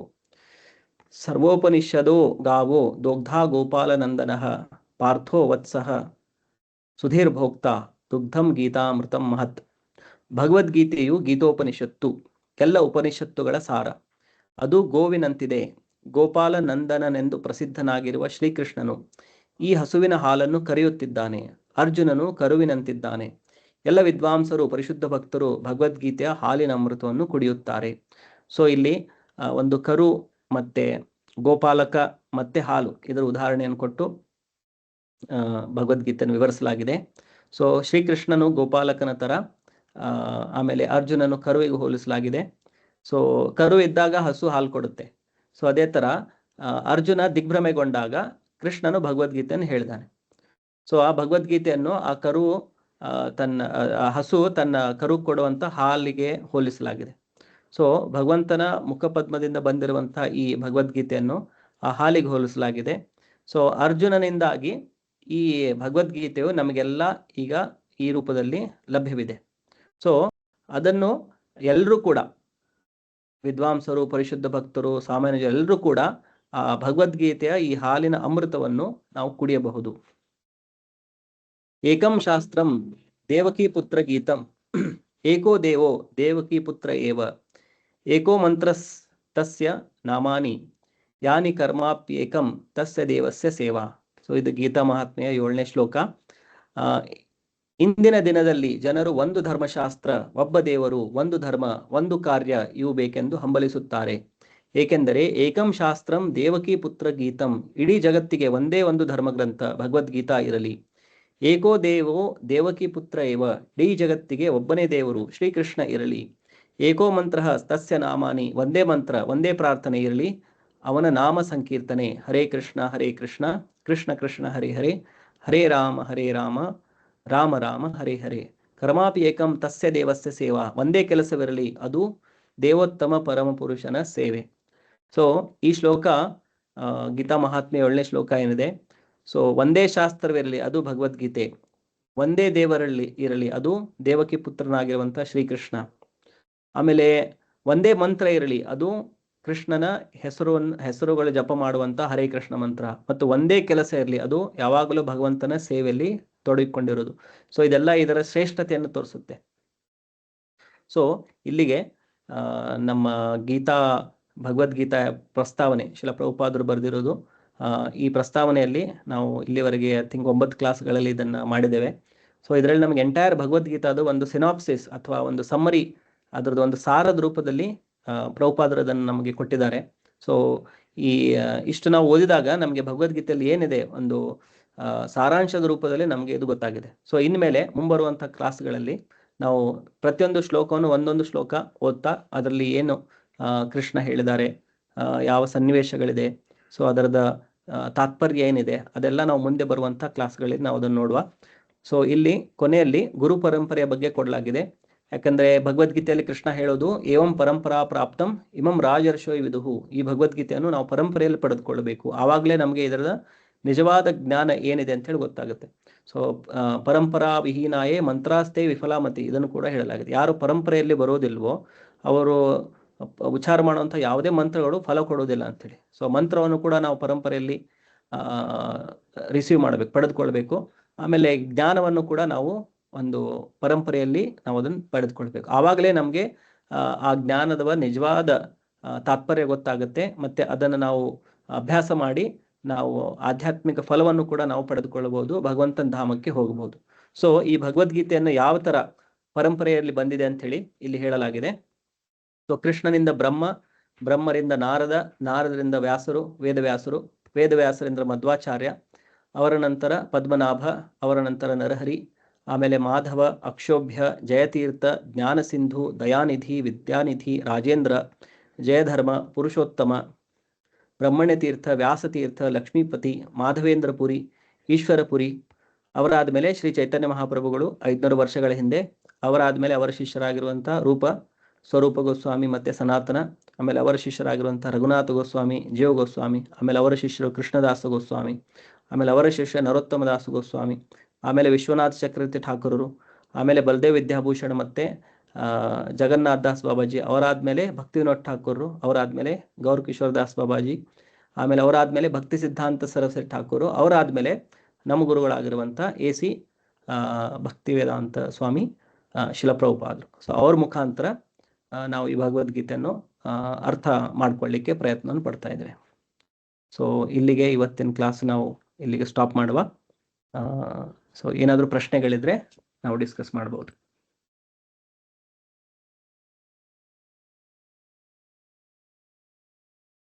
ಹರೇ ಕೃಷ್ಣ ಪ್ರಭು. ಹರೇ ಕೃಷ್ಣ. ಇದು ಲಾಸ್ಟ್ ಕ್ಲಾಸ್ ರೆಕಾರ್ಡಿಂಗ್ ಕಾಣಿಸ್ತಿಲ್ಲ ಪ್ರಭು. ಅದು ನಾವು ಅಪ್ಲೋಡ್ ಮಾಡ್ತಾ ಇದ್ದೇವೆ. ಮೋಸ್ಟ್ಲಿ 4th ಕ್ಲಾಸ್ ಆದ್ಮೇಲೆ ಯಾವ್ದು ರೆಕಾರ್ಡಿಂಗ್ ಬಂದಿಲ್ಲ. ಸೊ ಮೋಸ್ಟ್ಲಿ ಒಂದು 2 ದಿವಸದಲ್ಲಿ ನಾವು ಅದನ್ನ ಅಪ್ಲೋಡ್ ಮಾಡಿ ಅದನ್ನ ಶೇರ್ ಮಾಡ್ತೇವೆ. ಹರೇ ಕೃಷ್ಣ ಪ್ರಭು. ಹರೇ ಕೃಷ್ಣ. ಹರೇ ಕೃಷ್ಣ ಪ್ರಭು. ಹರೇ ಕೃಷ್ಣ ಪ್ರಭುಜಿ. ಹರೇ ಕೃಷ್ಣ ಮಾತಾಜಿ. ಇದು ಒನ್ ರಿಲಿಜನ್ ಸಾರಿ ಪ್ರಭು, ನಾನು ಇಂಗ್ಲಿಷ್ ಅಲ್ಲಿ ಇಟ್ಕೊಂಡಿದ್ದೀನಿ ಭಗವದ್ಗೀತೆ. Yes yes yes yes one yes one scripture, one god, one religion and one occupation. One religion ಯಾವ ಕಾಂಟೆಕ್ಸ್ಟ್ ಅಲ್ಲಿ ಇಲ್ಲಿ ಹೇಳಿದ್ದಾರೆ ಹೇಳಿ ಪ್ರಭು. ಒನ್ ರಿಲಿಜನ್ ಅಂತಂತಂದ್ರೆ ನಿಜವಾದ ಧರ್ಮ ಏನಂತಂತಂದ್ರೆ ಅದನ್ನು ಪಾಲನೆ ಮಾಡೋದ್ರಿಂದ ಭಗವಂತನ ಮೇಲೆ ನಮ್ಮ ಪ್ರೀತಿಯು ಜಾಗೃತವಾಗಬೇಕು. ಅದನ್ನೇ ನಿಜವಾದ ಧರ್ಮ ಅಂತೇಳಿ ಹೇಳಲಾಗಿದೆ. ಸವೈ ಪುಂಸಾಂ ಪರೋ ಧರ್ಮೋ ಯಥೋ ಭಕ್ತಿರ್ ಅಧೋಕ್ಷಜೆ, ಇದು ಭಾಗವತಂದಲ್ಲಿ ಬರುತ್ತೆ. ನಿಜವಾದ ಧರ್ಮ ಯಾವುದಂತಂತಂದ್ರೆ ಪರೋ ಧರ್ಮ, ಅತ್ಯಂತ ಉನ್ನತವಾಗಿರುವಂಥ ಶ್ರೇಷ್ಠವಾಗಿರುವಂಥ ಆಧ್ಯಾತ್ಮಿಕ ಸ್ತರದಲ್ಲಿರುವಂಥ ಧರ್ಮ ಯಾವುದಂತಂತಂದ್ರೆ ಅದರ ಪಾಲನೆ ಮಾಡೋದ್ರಿಂದ ಸವೈ ಪುಂಸಾಂ ಪರೋ ಧರ್ಮೋ ಯಥೋ ಭಕ್ತಿರ್ ಅಧೋಕ್ಷಜೆ. ಅಧೋಕ್ಷಜ ಅಂದ್ರೆ ಕೃಷ್ಣನ ಇನ್ನೊಂದು ಹೆಸರು. ಸೊ ಯಾವುದನ್ನು ಪಾಲನೆ ಮಾಡೋದ್ರಿಂದ ನಮಗೆ ಕೃಷ್ಣನ ಮೇಲೆ ನಮ್ಮ ಪ್ರೀತಿಯು ಜಾಗೃತವಾಗಿರುತ್ತೆ, ನಮ್ಮ ಪ್ರೇಮ ಜಾಗೃತವಾಗುತ್ತೆ, ಅದನ್ನೇ ನಿಜವಾದ ಧರ್ಮ ಅಂತೇಳಿ ಹೇಳಿರೋದು. ಸೊ ಇದು ಒಂದೇ ಧರ್ಮ ಅಂತಂತಂದ್ರೆ ಯಾವುದು ನಮ್ಮನ್ನು ಕೃಷ್ಣನ ಮೇಲೆ ನಾವು ಪ್ರೇಮಮಯವಾಗಿ ಸೇವೆ ಮಾಡುವಂತನ್ನು ಹೇಳ್ಕೊಡುತ್ತೆ, ಅದೇ ನಿಜವಾದ ಧರ್ಮ. ಉಳಿದಿದ್ದೆಲ್ಲ ಧರ್ಮಗಳೇನಿದೆ ಅದು ಇಲ್ಲಿವರೆಗೆ ತರಲಿಕ್ಕೆ ಇರುವಂತ ಸಾಧನಗಳು, ನಮ್ಮನ್ನು ಆ ಸ್ಥಾನಕ್ಕೆ ತರಲಿಕ್ಕೆ ಇರುವಂತ ಸಾಧನಗಳು. So can we say Sanatana Dharma or Paro Dharma, Prabhu? ಸನಾತನ ಧರ್ಮ. ಸನಾತನ ಧರ್ಮ ಅಂತಂತಂದ್ರೆ ಸನಾತನ ಶಬ್ದ ಏನಿದೆ ಅದಕ್ಕೆ ಆದಿಯೂ ಇಲ್ಲ ಅಂತ್ಯವಿಲ್ಲ, ಅದಕ್ಕೆ ಸನಾತನ ಅಂತೇಳಿ ಹೇಳ್ತಾರೆ. ಸೊ ಆದಿಯೂ ಅಂತ್ಯವೂ ಇಲ್ಲದೆ ಇರುವಂತ ಧರ್ಮ ಅಂತಂತಂದ್ರೆ ಭಗವಂತನ ಸೇವೆ ಒಂದೇ. ಅದು ಬಿಟ್ರೆ ಯಾವುದೇ ನೀವು ಕ್ರಿಶ್ಚಿಯನ್ ಧರ್ಮ ಅನ್ಕೋಬಹುದು, ಅದಕ್ಕೆ ಒಂದು ಆದಿ ಇದೆ, ಈ ಸಮಯದಿಂದ ಕ್ರಿಶ್ಚಿಯನ್ ಧರ್ಮ ಶುರು ಆಯ್ತು. ಅಥವಾ ಮುಸ್ಲಿಂ ಧರ್ಮ ಅಂತಂದ್ರೆ ಈ ಸಮಯದಿಂದ ಈ ಧರ್ಮ ಶುರು ಆಯ್ತು. ಅಥವಾ ಯಾವುದೇ ರಿಲಿಜನ್ಗಳಿವೆ ಅದಕ್ಕೆ ಒಂದು ಆದಿ ಅಂತ ಹೇಳಿದೆ, ಅದಕ್ಕೂ ಮುಂಚೆ ಅದಿರ್ಲಿಲ್ಲ, ಆವಾಗಿಂದ ಶುರು ಆಯ್ತು. ಆದ್ರೆ ಸನಾತನ ಧರ್ಮ ಏನಿದೆ ಈ ಸೃಷ್ಟಿಯ ಆದಿಯಿಂದಲೂ ಇರುವಂಥದ್ದು. ಆ ಸನಾತನ ಧರ್ಮ ಏನಂತಂತಂದ್ರೆ ಕೃಷ್ಣ ಭಗವದ್ಗೀತೆಯಲ್ಲಿ ಹೇಳಿರೋದು ನನ್ನ ಶರಣ ಆಗು ಅಂತೇಳಿ, ನನ್ನ ಯಾವಾಗಲೂ ನನ್ನನ್ನು ಚಿಂತನೆ ಮಾಡು, ನನ್ನ ಪೂಜೆಯನ್ನು ಮಾಡು, ನನ್ನ ಸೇವೆಯನ್ನು ಮಾಡು. ಸೊ ಇದೇನಿದೆ ಇದೊಂದೇ ಸನಾತನ ಧರ್ಮ. ಈಗ ಹಿಂದೂ ಧರ್ಮದಲ್ಲೂ ಕೂಡ ಎಷ್ಟೋ ಜನ ಬೇರೆ ಬೇರೆ ದೇವತೆಗಳನ್ನೆಲ್ಲ ಪೂಜೆ ಮಾಡ್ತಾರೆ. ಅದನ್ನೆಲ್ಲ ಕೃಷ್ಣ ಭಗವದ್ಗೀತೆಯಲ್ಲಿ ಹೇಳಿರೋದು ಯಾರ ಬುದ್ಧಿ ಬೇರೆ ಬೇರೆ ಐಹಿಕ ಕಾಮನೆಗಳಿಂದ ಅಪಹೃತಗೊಂಡಿರುತ್ತೆ ಅಂತ ವ್ಯಕ್ತಿಗಳು ದೇವತೆಗಳು ಶರಣ ಹೋಗ್ತಾರೆ ಅಂತೇಳಿ. ಸೊ ನಿಜವಾದ ಧರ್ಮ ಅಂತಂತಂದ್ರೆ ಕೇವಲ ಭಗವಂತನಲ್ಲಿ ಶರಣಾಗಿ ಭಗವಂತನ ಭಕ್ತಿಯನ್ನು ಮಾಡೋದು, ಅದೇ ಒಂದೇ ಧರ್ಮ. Thank you Prabhu. Hare Krishna. Hare Krishna. Hare Krishna Prabhu. Yes Shrimad Bhagavatam also is ತುಂಬಾ ಶ್ರೇಷ್ಠ ಅಂಡ್ ಚೈತನ್ಯ ಮಹಾಪ್ರಭುಗಳು ಕೂಡ ಭಾಗವತ ಶ್ರವಣ ಮಾಡ್ಲೇಬೇಕು ಅಂತ ಹೇಳ್ತಾರೆ. So comparatively Bhagavadgita is more ಶ್ರೇಷ್ಠನಾ ಶ್ರೀಮದ್ ಭಾಗವತ್ಗಿಂತ? ಭಗವದ್ಗೀತೆ ನಮಗೆ ಕೃಷ್ಣನ ಸ್ಥಾನ ಏನು ಅದನ್ನ ಹೇಳಿ, ನಮ್ಮ ಸ್ಥಾನ ಏನು ಹೇಳಿ ಅಂತೇಳಿ. ಭಗವದ್ಗೀತೆ ಎಂಡ್ ಆಗೋದು ಕೃಷ್ಣ ಹೇಳಿರೋದು ಸರ್ವಧರ್ಮಾನ್ ಪರಿತ್ಯಜ್ಯ ಮಾಮೇಕಂ ಶರಣಂ ವ್ರಜ. ನಮ್ಮನ್ನು ಭಗವದ್ಗೀತೆ ಕೃಷ್ಣನ ಶರಣೆಗೆ ತೆಗೆದುಕೊಂಡು ಹೋಗುತ್ತೆ. ಕೃಷ್ಣನನ್ನು ನಾವು ದೇವೋತ್ತಮ ಪರಮಪುರುಷ ಅಂತ ಹೇಳಿ ಒಪ್ಕೊಂಡು ಕೃಷ್ಣನಲ್ಲೇ ನಾವು ಶರಣಾಗ್ಬೇಕು. ಆ ಸ್ಥಿತಿಯವರೆಗೆ ಭಗವದ್ಗೀತೆ ನಮ್ಮನ್ನು ತೆಗೆದುಕೊಂಡು ಹೋಗುತ್ತೆ. ಅದಾದ್ಮೇಲೆ ಅದ್ರದ್ದು ನೆಕ್ಸ್ಟ್ ಸ್ಟೇಜ್ ಏನಿದೆ ಅದು ನಮ್ಗೆ ಶ್ರೀಮದ್ ಭಾಗವತದಲ್ಲಿ ಸಿಗುತ್ತೆ. ಸೊ ಭಗವಂತನ ಭಕ್ತರಾಗಿರುವಂತ ಆಲ್ರೆಡಿ ಭಗವಂತನ ಭಕ್ತರಿರುವವರು ಅವ್ರು ಯಾವ ತರ ತಮ್ಮ ಜೀವನವನ್ನು ನಡೆಸಿದ್ದಾರೆ, ಯಾವ ತರ ಅವರು ಕೃಷ್ಣನ ಜೊತೆ ಬೇರೆ ಬೇರೆ ಸಂಬಂಧದಲ್ಲಿ ಇದ್ರು, ಹೇಗೆ ಅವರು ಕೃಷ್ಣನಿಗೆ ಶರಣಾಗಿದ್ರು, ಆಮೇಲೆ ಹೇಗೆ ಕೃಷ್ಣ ಅವರನ್ನು ಬೇರೆ ಬೇರೆ ಸ್ಥಿತಿಗಳಲ್ಲಿ ಕಾಪಾಡಿದ್ದಾನೆ, ಅಥವಾ ಹೇಗೆ ಅವರ ಜೊತೆ ಬೇರೆ ಬೇರೆ ಪ್ರಕಾರದ ಲೀಲೆಗಳನ್ನು ಮಾಡಿದ್ದಾನೆ ಅಂತೇಳಿ ಶ್ರೀಮದ್ ಭಾಗವತಂದಲ್ಲಿ ನಮಗೆ ಗೊತ್ತಾಗುತ್ತೆ. ಉದಾಹರಣೆಗೆ ಪಾಂಡವರ ಬಗ್ಗೆ ನಮ್ಗೆ ಗೊತ್ತಾಗುತ್ತೆ, ಅವ್ರು ಯಾವ ತರ ಕೃಷ್ಣನಲ್ಲಿ ಸಂಪೂರ್ಣವಾಗಿ ಅವಲಂಬಿಸಿದ್ರು, ಎಂಥ ಪರಿಸ್ಥಿತಿ ಬಂದರೂ ಕೂಡ ಯಾವಾಗ್ಲೂ ಅವರು ಕೃಷ್ಣನಲ್ಲಿ ಅವಲಂಬಿಸರಾಗಿದ್ರು. ಆಮೇಲೆ ಹಾಗೆ ಕೃಷ್ಣ ಕೂಡ ಹೇಗೆ ಪಾಂಡವರನ್ನು ಸದಾ ಕಾಲದಲ್ಲಿ ರಕ್ಷಣೆಯನ್ನು ಕೊಟ್ಟಿದ್ದಾನೆ ಅಂತ ಅದು ನಮಗೆ ಪಾಂಡವರ ಚರಿತ್ರೆಯಲ್ಲಿ ಗೊತ್ತಾಗುತ್ತೆ. ಅದೇ ತರ ಧ್ರುವ ಮಹಾರಾಜರ ಬಗ್ಗೆ ನಮಗೆ ಗೊತ್ತಾಗುತ್ತೆ. ಒಬ್ಬ ವ್ಯಕ್ತಿ ಏನೇ ಆಸೆಗಳಿದ್ರೂ ಕೂಡ ಅವನು ಭಗವಂತನನ್ನು ಅಪ್ರೋಚ್ ಮಾಡಿದ್ರೆ ಅವನ ಎಲ್ಲ ಆಸೆಗಳು ಕೂಡ ಪೂರ್ಣರಾಗುತ್ತೆ. ಆಮೇಲೆ ಅವನು ಭಗವಂತನ ಮೇಲೆ ಅವನ ಪ್ರೇಮವು ಜಾಗೃತವಾಗುತ್ತೆ ಅಂತೇಳಿ ನಾವು ಧ್ರುವ ಮಹಾರಾಜರ ಚರಿತ್ರೆಯಲ್ಲಿ ನಮಗೆ ಗೊತ್ತಾಗುತ್ತೆ. ಆಮೇಲೆ ಪ್ರಹ್ಲಾದರ ಚರಿತ್ರೆಯಲ್ಲಿ ಹೇಗೆ ಪ್ರಹ್ಲಾದರು ತಮ್ಮ ಹುಟ್ಟಿನಿಂದಾನೇ ಅವರು ಶುದ್ಧ ಭಕ್ತರಾಗಿದ್ರು. ಅವರು ಯಾವುದೇ ಸಮಯದಲ್ಲೂ ಕೂಡ ಯಾವಾಗಲೂ ಕೃಷ್ಣನ ಧ್ಯಾನವನ್ನೇ ಮಾಡ್ತಾ ಇದ್ರು. ಎಂತ ಕಠಿಣ ಪರಿಸ್ಥಿತಿಯಲ್ಲಿ ಇದ್ರೂ ಕೂಡ ಒಬ್ಬ ವ್ಯಕ್ತಿ ಸದಾ ಕೃಷ್ಣ ಪ್ರಜ್ಞೆಯಲ್ಲಿ ಇರಬಹುದು ಅಂತೇಳಿ ಪ್ರಹ್ಲಾದ್ ಮಹಾರಾಜರು ತಮ್ಮ ಜೀವನದಲ್ಲಿ ತೋರಿಸ್ಕೊಂಡಿದ್ದಾರೆ. ಯಾಕಂದ್ರೆ ಅವ್ರ ಮನೆಯಲ್ಲಿ ಅವ್ರ ಅಪ್ಪನೇ ಅಪೋಸಿಟ್, ಭಗವಂತನ ಧ್ಯಾನ ಮಾಡೋಗಿಲ್ಲ, ಅವ್ರು ಸಾಯೋಸೋವರೆಗೂ ಹೋಗ್ತಾರೆ. ಸೊ ಅಂತ ಸ್ಥಿತಿಯಲ್ಲೂ ಕೂಡ ಒಬ್ಬ ವ್ಯಕ್ತಿ ಹೇಗೆ ಸದಾ ಕೃಷ್ಣ ಪ್ರಜ್ಞೆಯಲ್ಲಿ ಇರಬಹುದು, ಆಮೇಲೆ ಬೇರೆಯವ್ರಿಗೂ ಕೂಡ ಅದನ್ನು ಹಬ್ಬಿಸಬಹುದು, ಇದನ್ನು ಪ್ರಹ್ಲಾದ್ ಮಹಾರಾಜರ ಚರಿತ್ರೆಯಲ್ಲಿ ಗೊತ್ತಾಗುತ್ತೆ. ಆಮೇಲೆ ಹೇಗೆ ಭಗವಂತ ತನ್ನ ಭಕ್ತರನ್ನು ರಕ್ಷಣೆ ಮಾಡಲಿಕ್ಕೆ ಯಾವ ಸ್ಟೇಜ್ ವರೆಗೂ ಹೋಗ್ಬೋದು ಅಂತೇಳಿ, ಅಂದ್ರೆ ಹಿರಣ್ಯಕಶಿಪವನ್ನು ಕೊಲ್ಲಲಿಕ್ಕೆ ನರಸಿಂಹ ರೂಪದಲ್ಲಿ ಬಂದು ಹಿರಣ್ಯಕಶಿಪನ್ನು ಕೊಂದು ಪ್ರಹ್ಲಾದ್ ಮಹಾರಾಜನ ರಕ್ಷಣೆ ಮಾಡೋದು. ಈ ತರ ಭಾಗವತಂದಲ್ಲಿ ನಮ್ಗೆ ಇನ್ನೂ ಡೀಟೇಲ್ಡ್ ಆಗಿ ಭಕ್ತಿ ಅಂದ್ರೆ ಏನು ಅಂತೇಳಿ ನಮ್ಗೆ ಭಾಗವತಂದಲ್ಲಿ ಗೊತ್ತಾಗುತ್ತೆ. ಇಲ್ಲೆಲ್ಲ ನಾವು ಅಂದ್ರೆ ಭಕ್ತಿಯ ಬಗ್ಗೆ ಭಾಗವತಂ ಪ್ರೂವ್ ಮಾಡತ್ತೆ with examples of yes yes ಶ್ರೇಷ್ಠ ವ್ಯಕ್ತಿಗಳ. ಎಸ್. ಓಕೆ. ಆಮೇಲೆ ಕೃಷ್ಣನ ಲೀಲೆಗಳು 10ನೇ ಸ್ಕಂದದಲ್ಲಿ ಹೇಗೆ ಕೃಷ್ಣನ ಜೊತೆ ಇರುವಂತ ನಿತ್ಯ ಸಂಗಾತಿಗಳು ಏನಿದ್ದಾರೆ, ಅವರು ಕೃಷ್ಣನ ಜೊತೆ ಯಾವ ತರ ಇರ್ತಾರೆ, ಅವರು ವೃಂದಾವನದವರಾಗಿರ್ಬೋದು ಅಥವಾ ದ್ವಾರಕಾದವರಾಗಿರ್ಬೋದು ಅಥವಾ ಮಥುರಾದಲ್ಲಾಗಿರ್ಬೋದು. ಸೊ ಆಧ್ಯಾತ್ಮಿಕ ಲೋಕ ಹೇಗಿರುತ್ತೆ ಅಂತ ಹೇಳಿ ನಮ್ಗೆ 10ನೇ ಸ್ಕಂದದಲ್ಲಿ ಕೃಷ್ಣನ ಲೀಲೆಗಳ ಮುಖಾಂತರ ನಮ್ಗೆ ಗೊತ್ತಾಗುತ್ತೆ. Okay. That is what is explained in Krishna book. ಹಾ, ಎಸ್. ಓಕೆ. ಓಕೆ ಪ್ರಭುಜಿ, ಧನ್ಯವಾದಗಳು. ಹರೇ ಕೃಷ್ಣ. ಹರೇ ಕೃಷ್ಣ. ಹರೇ ಕೃಷ್ಣ ಹರೇ ಪ್ರಭುಜಿ. ಹಾ, ಹರೇ ಕೃಷ್ಣ. ಪ್ರಭುಜಿ, ಈಗ ನಾವು ದಿನಕ್ಕೆ 16 ಸಲ ನಾವು ಜಪ ಮಾಲೆ ಮಾಡ್ಬೇಕು. ಹಾ, ಇದನ್ನ ನಾವು ಈಗ ನಾನು ಪ್ರಾಕ್ಟೀಸ್ ಮಾಡ್ತಾ ಇದ್ದೀನಿ. ಸೊ ಈಗ ನಾನು ಆಫೀಸಿಗೆ ಹೋಗುವಾಗ ಬರುವಾಗ ಈಗ ಬಸ್ ನಲ್ಲಿ ಟ್ರಾವೆಲ್ ಮಾಡ್ತಾ ಇರ್ತೀವಿ, ಆ ಟೈಮ್ ನಲ್ಲೂ ನಾವು ಜಪ ಮಾಡ್ಬೋದಲ್ಲ ಸಮಯ? ಮಾಡ್ಬೋದು. ಈಗ in the between something duty related ಯಾವ್ದಾದ್ರು ಕಾಲ್ ಬರುತ್ತೆ, ಆ ಟೈಮಲ್ಲಿ ನಾವು ಕೆಲವೊಂದು ಮಾತಾಡ್ಲೇಬೇಕಾಗುತ್ತೆ. ಆ ಟೈಮಲ್ಲಿ ನಾವು ಗ್ಯಾಪ್ ಇಟ್ಕೊಂಡು ಮಾತಾಡ್ಕೊಂಡು ಮತ್ತೆ ನಾನು ಏನೋ ಜಪ ಇಟ್ಕೊಂಡಿರ್ತೀನಿ, ಅದು ಕಂಟಿನ್ಯೂ ಮಾಡ್ತಾ ಇದ್ದೀನಿ. ಇದರಲ್ಲಿ ಏನು ಮಾಡ್ಬೋದಾ? ಅದನ್ನು ಸ್ವಲ್ಪ ಅವಾಯ್ಡ್ ಮಾಡಿ. ನೀವು ಜಪ ಮಾಡ್ಬೇಕಾದ್ರೆ ಆದಷ್ಟು ಎಕ್ಸ್ಕ್ಲೂಸಿವ್ ಆಗಿ ಜಪ ಮಾಡ್ಲಿಕ್ಕೆ ಪ್ರಯತ್ನ ಮಾಡಿ. ಬಟ್ ಸಮಯದ ಅಷ್ಟು ಕೊರತೆ ಇದೆ, ಆಗುದೇ ಇಲ್ಲ ಅಂತ ಹೇಳಿದ್ರೆ ಅದನ್ನ ಮಾಡಿ. ಬಟ್ ಆದಷ್ಟು ನೀವು ಪ್ರಯತ್ನ ಏನ್ ಮಾಡ್ಬೇಕಂತಂದ್ರೆ, ನಾವು ಜಪ ಮಾಡ್ಬೇಕಾದ್ರೆ ಬೇರೆ ಎಲ್ಲ ಕೆಲಸಗಳನ್ನ ಸೈಡಿಗೆ ಇಟ್ಟು ನೀವು ಎಕ್ಸ್ಟ್ರಾ ಮಾಡ್ತಾ ಇದ್ದೀರಿ ಅಂದ್ರೆ ಅದು ಓಕೆ. ನಾ 16 ಮಾಲೆ ಮುಗಿದಿದೆ, ನಾನು ಹಂಗೆ ಮತ್ತೆ ಇದನ್ನ ಕಂಟಿನ್ಯೂ ಮಾಡ್ತಾ ಇದ್ದೀನಿ, ಆ ಸಮಯ ಅಂದ್ರೆ ಓಕೆ. ಬಟ್ ಈಗ ನಾವೇನ್ ನಮ್ದು ಒಂದು ಫಿಕ್ಸ್ ಮಾಲೆ ಇರುತ್ತೆ. ಈಗ ಕೆಲವೊಬ್ರು 2 ಮಾಲೆ ಅಂತ ಹೇಳಿ ಮಾಡ್ತಿರ್ತಾರೆ, ಕೆಲವೊಬ್ರು 4 ಮಾಲೆ, ಕೆಲವರು 16 ಮಾಲೆ ಮಾಡ್ತಿರ್ತಾರೆ. ಏನು ನಾವು ಫಿಕ್ಸ್ ಮಾಡ್ಕೊಂಡಿದ್ದೇವೆ, ಸೊ ಅದು ಮಾಡ್ಬೇಕಾದ್ರೆ ನಾವು ಆದಷ್ಟು ಅದಕ್ಕೆ ಎಕ್ಸ್ಕ್ಲೂಸಿವ್ ಟೈಮ್ ಕೊಟ್ಟು ಅದನ್ನ ಮಾಡ್ಲಿಕ್ಕೆ ಪ್ರಯತ್ನ ಮಾಡಿ. ಇಲ್ಲ ಆಗುದೇ ಇಲ್ಲ, ಸಮಯ ತುಂಬಾ ಅಭಾವ ಇದೆ ಅಂತಂತಂದ್ರೆ ಆ ತರನು ಮಾಡಿ. ಅವಾಗ ಕೃಷ್ಣನಿಗೆ ಪ್ರಾರ್ಥನೆ ಮಾಡಿದ್ರೆ ಕೃಷ್ಣ ನಮ್ಮ ಪರಿಸ್ಥಿತಿಯನ್ನು ಬದಲಾಯಿಸಿ ನಾವು ಚೆನ್ನಾಗಿ ಜಪ ಮಾಡುವಂತ ಅವಕಾಶವನ್ನು ಕೃಷ್ಣ ಮಾಡಿಕೊಡ್ಬಹುದು. ಆಮೇಲೆ ನಮ್ಮಲ್ಲಿ ಇದು ಕೃಷ್ಣ ಆಶ್ರಯ ಅಂತೇಳಿ ಪ್ರೋಗ್ರಾಮ್ ನಡೆಯುತ್ತೆ. ಸೊ ಅಲ್ಲಿ ನಾವು ಡಿಫ್ರೆಂಟ್ ಲೆವೆಲ್ಸ್ ಇದೆ. ಶ್ರದ್ಧಾವಾನ್, ಸೇವಕ್, ಸಾಧಕ್, ಉಪಾಸಕ್, ಚರಣಾಶ್ರಯ ಅಂತೇಳಿ ಮುಂದೆ ದೀಕ್ಷೆವರೆಗೂ ನಾವು ಅದನ್ನ ಇದು ಮಾಡ್ತೇವೆ. ಸೊ ಇನ್ ಕೇಸ್ ನೀವು ಅದರಲ್ಲಿ ಜಾಯಿನ್ ಆಗದೇ ಇರ್ದಿದ್ರೆ ನೀವು ಅದರಲ್ಲಿ ಜಾಯಿನ್ ಆಗ್ಬೋದು. ಅದರಲ್ಲಿ ಕೂಡ ನಾವು ಸಪರೇಟ್ ಕ್ಲಾಸಸ್ ಕಂಡಕ್ಟ್ ಮಾಡ್ತೇವೆ. ಸೊ ಅಲ್ಲಿ ಕೂಡ ನಾವು ತುಂಬಾ ಗೈಡೆನ್ಸ್ ಕೊಡ್ತೇವೆ, ಹೇಗೆ ನಾವು ಪ್ರಾಕ್ಟಿಕಲ್ ಆಗಿ ಈ ಭಕ್ತಿಯನ್ನು ನಮ್ಮ ಜೀವನದಲ್ಲಿ ನಾವು ಪಾಲನೆ ಮಾಡ್ಬೋದು. ಸೊ ಅದರಲ್ಲಿ ನಾವು ತುಂಬಾ ಪ್ರಾಕ್ಟಿಕಲ್ ಗೈಡ್ಲೈನ್ಸ್ ಎಲ್ಲ ಹೇಳ್ಕೊಡ್ತೇವೆ. ಅದ್ರ ಜೊತೆ ಫಿಲಾಸಫಿನೂ ಕೂಡ ಇರುತ್ತೆ, ತುಂಬಾ ಬೇರೆ ಬೇರೆ ವಿಷಯಗಳ ಬಗ್ಗೆ ಕೂಡ ನಾವು ಚರ್ಚೆ ಮಾಡ್ತೇವೆ. ಸೊ ನೀವು ಅದರಲ್ಲಿ ಸೇರಿದ್ರೆ ಇನ್ನು ತುಂಬಾ ಪ್ರಾಕ್ಟಿಕಲ್ ಗೈಡೆನ್ಸ್ ಎಲ್ಲ ನಿಮ್ಗೆ ಅದರಲ್ಲಿ ಇನ್ನೂ ಚೆನ್ನಾಗಿ ಸಿಗುತ್ತೆ. ಸರಿ ಸ್ವಾಮಿ, ಅದ್ರ ಬಗ್ಗೆ ಮಾಹಿತಿ ನನಗೆ ಎಲ್ಲಿ ಸಿಗುತ್ತೆ ಸ್ವಾಮಿ? ನಾನು ಈ ಗ್ರೂಪಲ್ಲಿ ಶ್ರದ್ಧಾವಾನ್ ಮೆಸೇಜ್ ಫಾರ್ಮ್ ಕಳಿಸ್ಬೋದು. ಓಕೆ, ನಾನು ಅದು ಫಾರ್ಮ್ ಈ ಗ್ರೂಪಲ್ಲೇ ಹಾಕಿಸ್ತೇನೆ. ಸೊ ಅಲ್ಲಿ ಯಾರು ಇಂಟ್ರೆಸ್ಟೆಡ್ ಇದ್ದಾರೆ ಆ ಫಾರ್ಮ್ ಫಿಲ್ ಮಾಡಿದ್ರೆ ಸೊ ಆಮೇಲೆ ಅವರನ್ನ ಇನ್ನೊಂದು ಸಪರೇಟ್ ಗ್ರೂಪ್ ಇದೆ ಅದರಲ್ಲಿ ಆ್ಯಡ್ ಮಾಡ್ತಾರೆ. ಅಲ್ಲಿ ಅದೆಲ್ಲ ಡೀಟೇಲ್ಸ್ ಬರ್ತಾ ಇರುತ್ತೆ. ಸೊ ನಾನು ಮೋಸ್ಟ್ಲಿ ಒಂದು ನಾಳೆ ಹಿಂಗೆ ನಾನು ಅಲ್ಲಿ ಒಂದು ಶ್ರದ್ಧಾವಾನ್ ಅಂತೇಳಿ ನಮ್ಮೊಂದು ಫಾರ್ಮ್ ಇದೆ, ಆ ಫಾರ್ಮ್ ಕಳಿಸ್ತೇನೆ. ಸೊ ಈಗ ಅದರಲ್ಲಿ ಇಂಗ್ಲೀಷಲ್ಲಿ ಕ್ಲಾಸ್ ನಡೆಯುತ್ತೆ ಸದ್ಯಕ್ಕೆ. ಸೊ ಕನ್ನಡದಲ್ಲೂ ನಾವು ಪ್ಲಾನ್ ಮಾಡಿದ್ದೇವೆ. ಇದೆಲ್ಲ ನಾವೀಗೇನು ಕ್ಲಾಸಸ್ ಮಾಡ್ತಾ ಇದೆ ಅಲ್ವಾ, ಇದರದ್ದು ರೆಕಾರ್ಡಿಂಗ್ ಅನ್ನೇ ನಾವು ಕನ್ನಡದಲ್ಲಿ ಯಾರು ಹೊಸಬರು ಬರ್ತಾರೆ ಅವರಿಗೆಲ್ಲ ಅದನ್ನು ಕೊಟ್ಟು ಇದು ಮಾಡುವಂಥ ಪ್ಲಾನ್ ಇದೆ. ಸೊ ಇದಲ್ಲದೆ ಮುಂದಿನ ವಾರದಿಂದ ಇದು ಈಗ ನಾವು ಭಗವದ್ಗೀತೆ ಪುಸ್ತಕ ಓದ್ತಾ ಇರೋದು. ಸೊ ಇದಲ್ಲದೆ ಇನ್ನೂ ಬಿಗಿನರ್ ಲೆವೆಲ್ ತುಂಬಾ ಪುಸ್ತಕಗಳಿದೆ. ಜನ್ಮ ಮರಣಗಳ ಆಚೆ ಅಂತ ಹೇಳಿ ಒಂದು ಪುಸ್ತಕ ಇದೆ. ಈ ತರ ಬೇರೆ ಬೇರೆ ಪುಸ್ತಕಗಳಿದೆ. ಅದರದ್ದು ರೀಡಿಂಗ್ ಸೆಷನ್ ಕೂಡ ನಾವು ಈಗ ಶುರು ಮಾಡ್ತಾ ಇದ್ದೇವೆ. ಮೋಸ್ಟ್ಲಿ ನಾಳೆಯಿಂದ ಅದು ಶುರು ಆಗುತ್ತೆ. ಅದ್ರ ಮೆಸೇಜ್ ಅನ್ನ ನಾವು ಗ್ರೂಪ್ ಅಲ್ಲಿ ಕಳಿಸ್ತೇವೆ. ಸೊ ಅವಾಗ ನಮ್ದು ಗೋಲ್ ಇರೋದು ಪ್ರತಿದಿನ 8:30 ಅಂತಂತಂದ್ರೆ ನಾವು ಭಗವದ್ಗೀತೆ ಆಗಲಿ ಅಥವಾ ಬೇರೆ ಯಾವುದೋ ಒಂದು ಆಧ್ಯಾತ್ಮಿಕ ಪುಸ್ತಕಗಳನ್ನು ಓದ್ತಾ ಸೊ ಎವ್ರಿ ಡೇ ನಾವು ನಮ್ಮ ಮನಸ್ಸನ್ನ ಇದರಲ್ಲಿ ತೊಡಗಿಸ್ಕೊಂಡಿರ್ಬೋದು.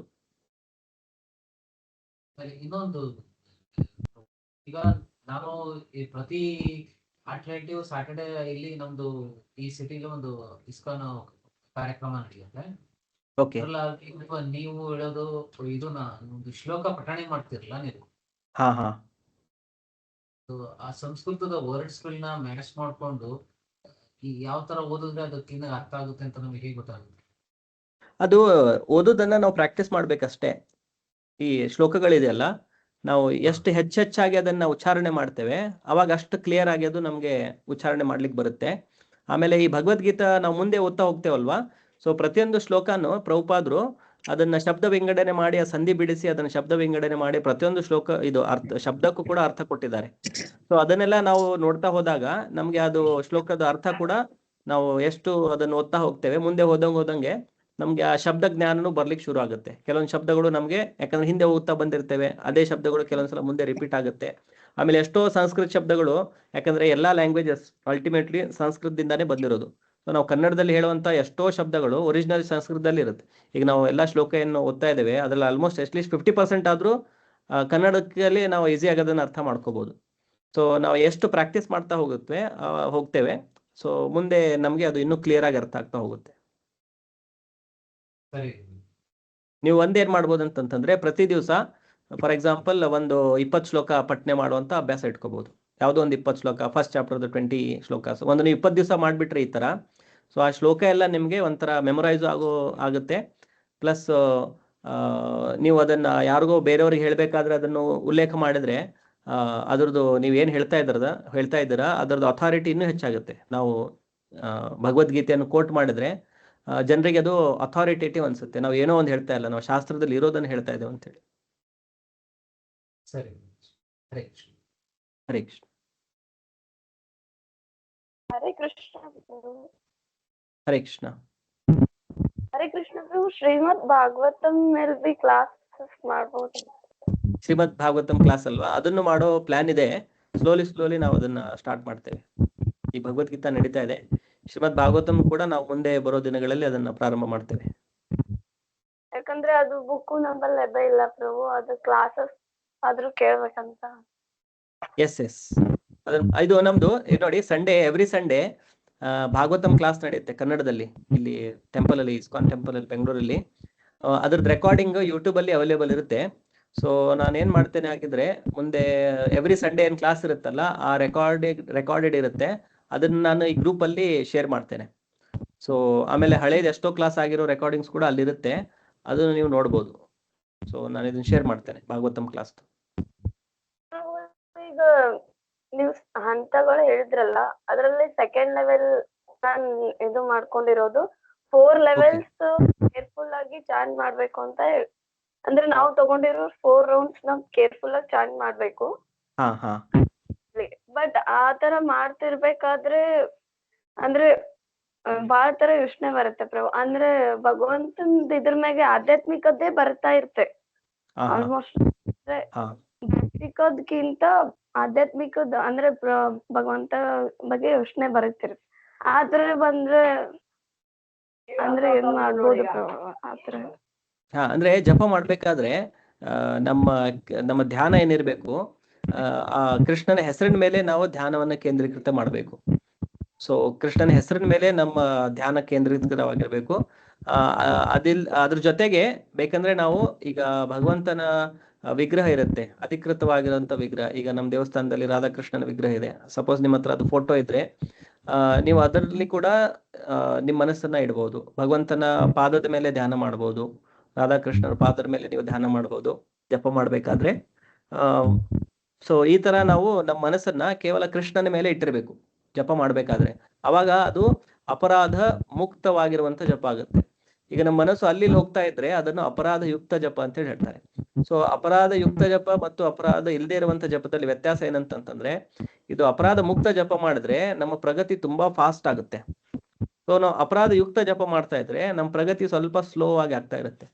ಸೊ ಅದಕ್ಕೆ ನಾವು ಈ ನಮ್ದು ಮನಸ್ಸು ಅಲ್ಲಿ ಹೋಗೋದನ್ನ ಆದಷ್ಟು ನಿಯಂತ್ರಣ ಮಾಡಿ ಜಪ ಮಾಡ್ಬೇಕಾದ್ರೆ ಭಗವಂತನ ನಾಮದಲ್ಲಿ ಅಥವಾ ಭಗವಂತನ ಪಾದಕಮನಗಳಲ್ಲಿ ನಮ್ಮ ಮನಸ್ಸನ್ನ ಕೇಂದ್ರೀಕೃತ ಮಾಡಿ ಜಪ ಮಾಡ್ಬೇಕು.